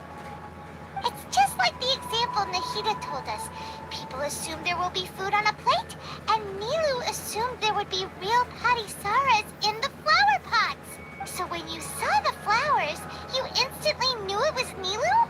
But if we want to end the samsara, we need the host to become aware that they're dreaming. How should we make Nilu realize that? Am I dreaming? Huh? So I'm right. Is this Lesser Lord Kusanali responding to our celebration of the Sabzeruz festival? Wrong guess, but you aren't completely wrong either. The point is, what made you think this is a dream?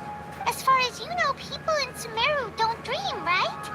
Yeah, but have you heard the tale of the first sage? To prevent a calamity, he went on a journey to find the Dendwooo archon. Ooh, sounds familiar. Dunyarzad told us a story like that when we first arrived in Sumeru City. So it was about the first sage, huh? Yep, but in the part you heard, he hadn't become the first sage yet. There's more to the story. His piety and wisdom were acknowledged by the Dendwooo archon, and she finally gave her blessing to him. All kinds of spectacular scenes appeared in front of the first sage, as if all the knowledge in the world was being painted onto a canvas right before him. He was captivated. After who knows how long, he mastered all the knowledge he could comprehend. Afterward, he said to the Dendwooo archon, "I miss my parents, my wife, and my children. I've been away from home for far too long. They must be worried."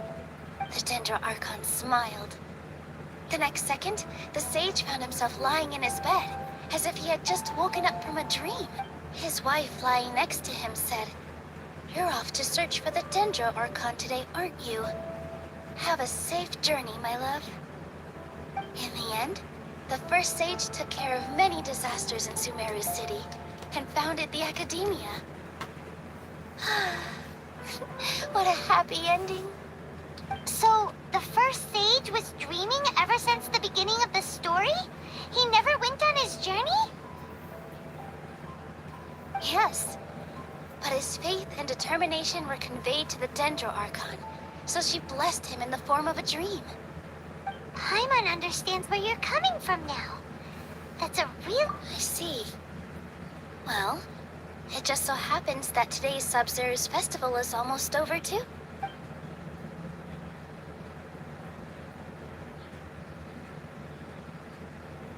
Since we're in a dream, let's make this final dance of Sub-Zero's as beautiful as we can.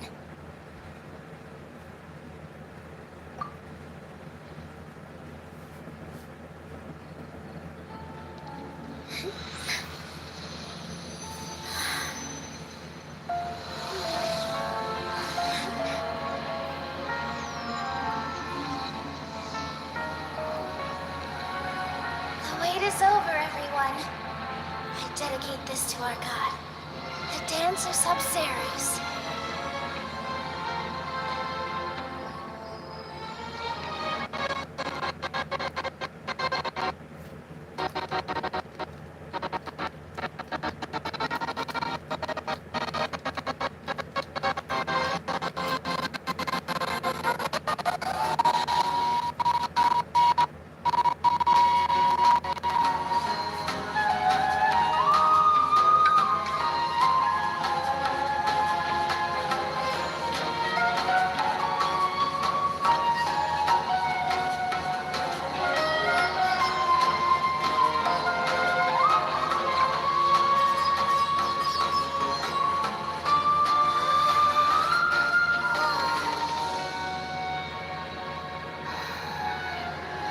I'd be lying if I said I had no regrets. I would have loved to see Milo's dance.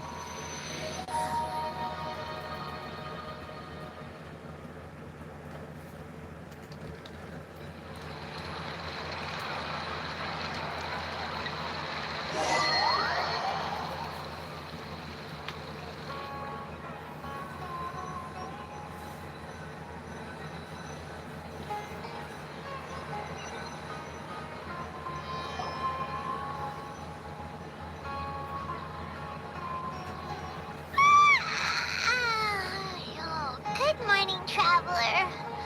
Oh, Paimon feels like she's been asleep for the longest time.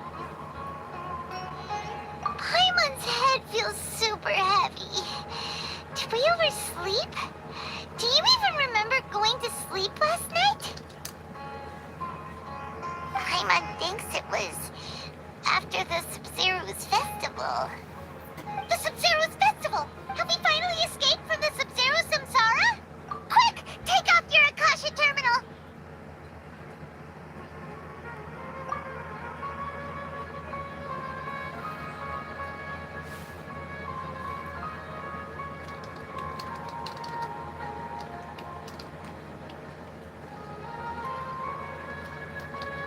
She's not in her room. What happened?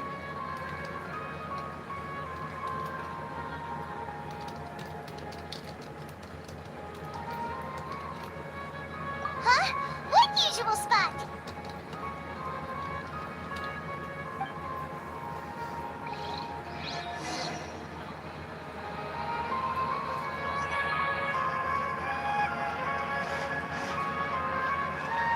Time to go.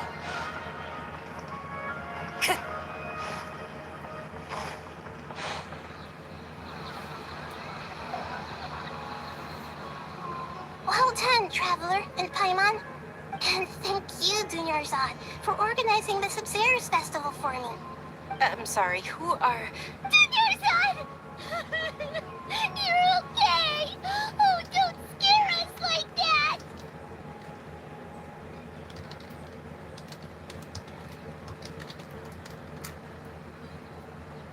Oh, Traveler Paimon.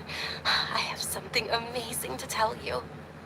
I just had a dream, and I saw Nilou performing the dance of Sub-Zeros.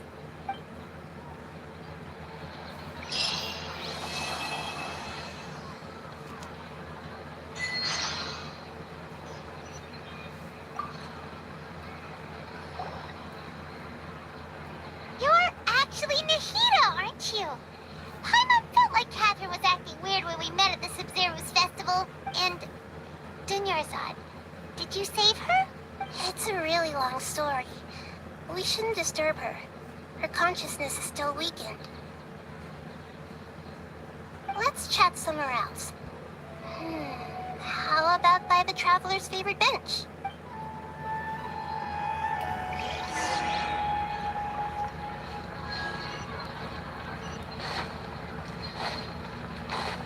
Time to go.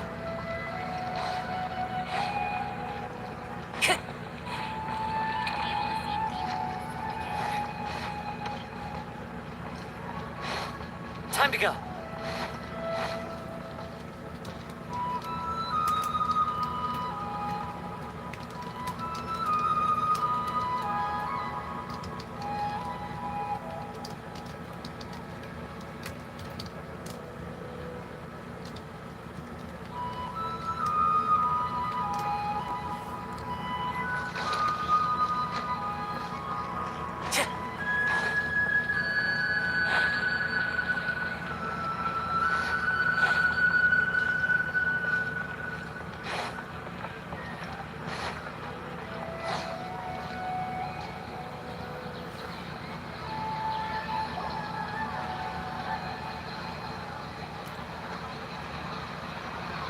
Let's talk about Dunyarzad first.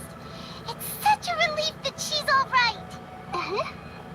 After we parted on the last day of the Sub-Zero's festival, I left the city and saw what the Traveler had described.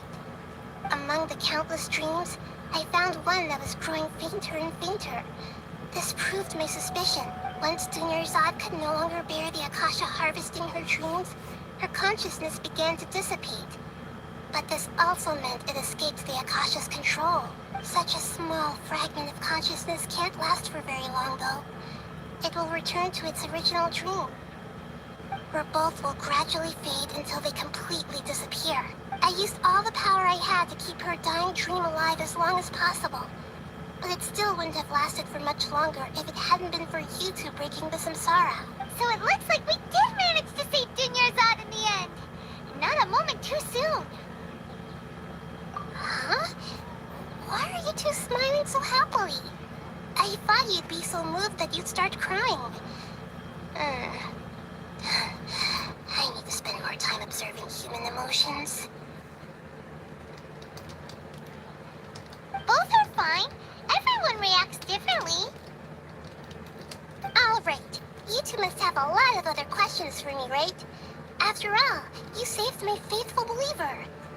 As your reward, I will answer any and all questions.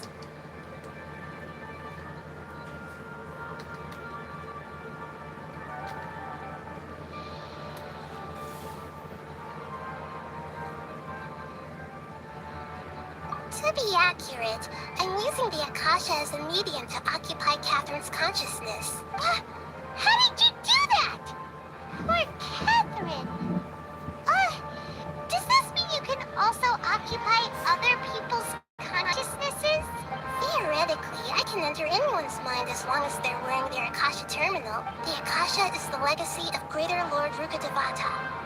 As Lesser Lord Kusanali and the first Akasha terminal, My consciousness has always been linked to the Akasha. I've always respected my people's free will, so I've never actually occupied their consciousness. When necessary, I just borrow this bionic Snezhnayan puppet. Oh, hold on. Did we just learn some deep, dark secret? So Catherine is... No. Wonder Paimon felt something was off about her. What about your own body? Why do you need to borrow other people's? Don't you live in the sanctuary of Surasthana? That story begins a long time ago. After Greater Lord Rukkhadevata disappeared, the sages found my newly born self and took me back to Sumeru. At that time, I was young and weak. The sages kept me in the sanctuary of Surasthana. However, I do understand that they had hoped to find Greater Lord Rukkhadevata instead of me, a symbol of her passing. So, the sages basically put their new archon under house arrest? How dare they! Why don't you teach them a lesson, Nahida? In some ways, they aren't wrong. Greater Lord Rukkhadevata was omniscient and omnipotent. Even after her death, the Akasha is still empowering this nation. And I'm still really far away from being able to call myself the God of Wisdom. Moreover, the academia is also more proficient at governing this country. My existence has little meaning. Yeah, you got a lot of believers. Just look at the Sub-Zero's festival. Everyone who showed up truly loves you. Thank you for the kind words. But I honestly don't need physical freedom as long as I can connect my consciousness to the Akasha. Trying to find a way to save Irminsul is my life's mission and top priority. I will work on that, and try to live up to being a deity in the meantime. Every once in a while, I will also take up the duties of the God of Wisdom and enlighten a lost soul here and there. Doing all that should be enough.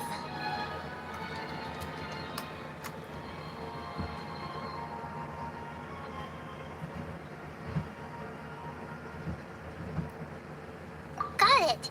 I hope my answers were satisfactory, seekers of knowledge. To be honest, maintaining Dunyarzad's fading dream took a lot of mental energy. I think I may need to rest for a while. Oh, and you don't need to worry too much about the sage's activities for now. The Akasha won't be able to conduct another project on the scale of the Sub-Zero's Samsara in the immediate future. Go and get some sleep. Leave everything to us. What a relief. This is truly the most exhausting birthday I've ever had. Traveler? Paimon? Why am I here? Do either of you know?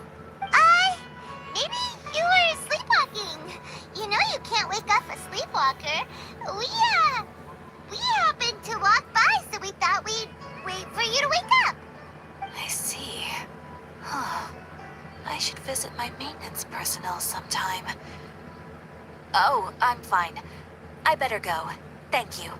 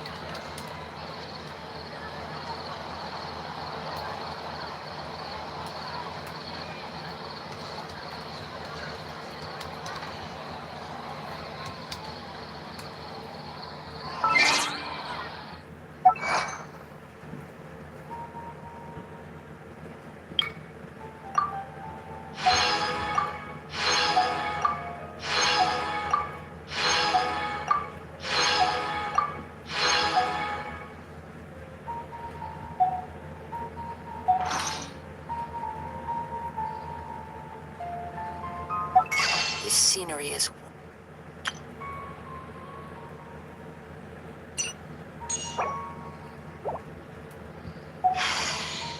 wonderful. Surely enough to convince anyone to become a wanderer.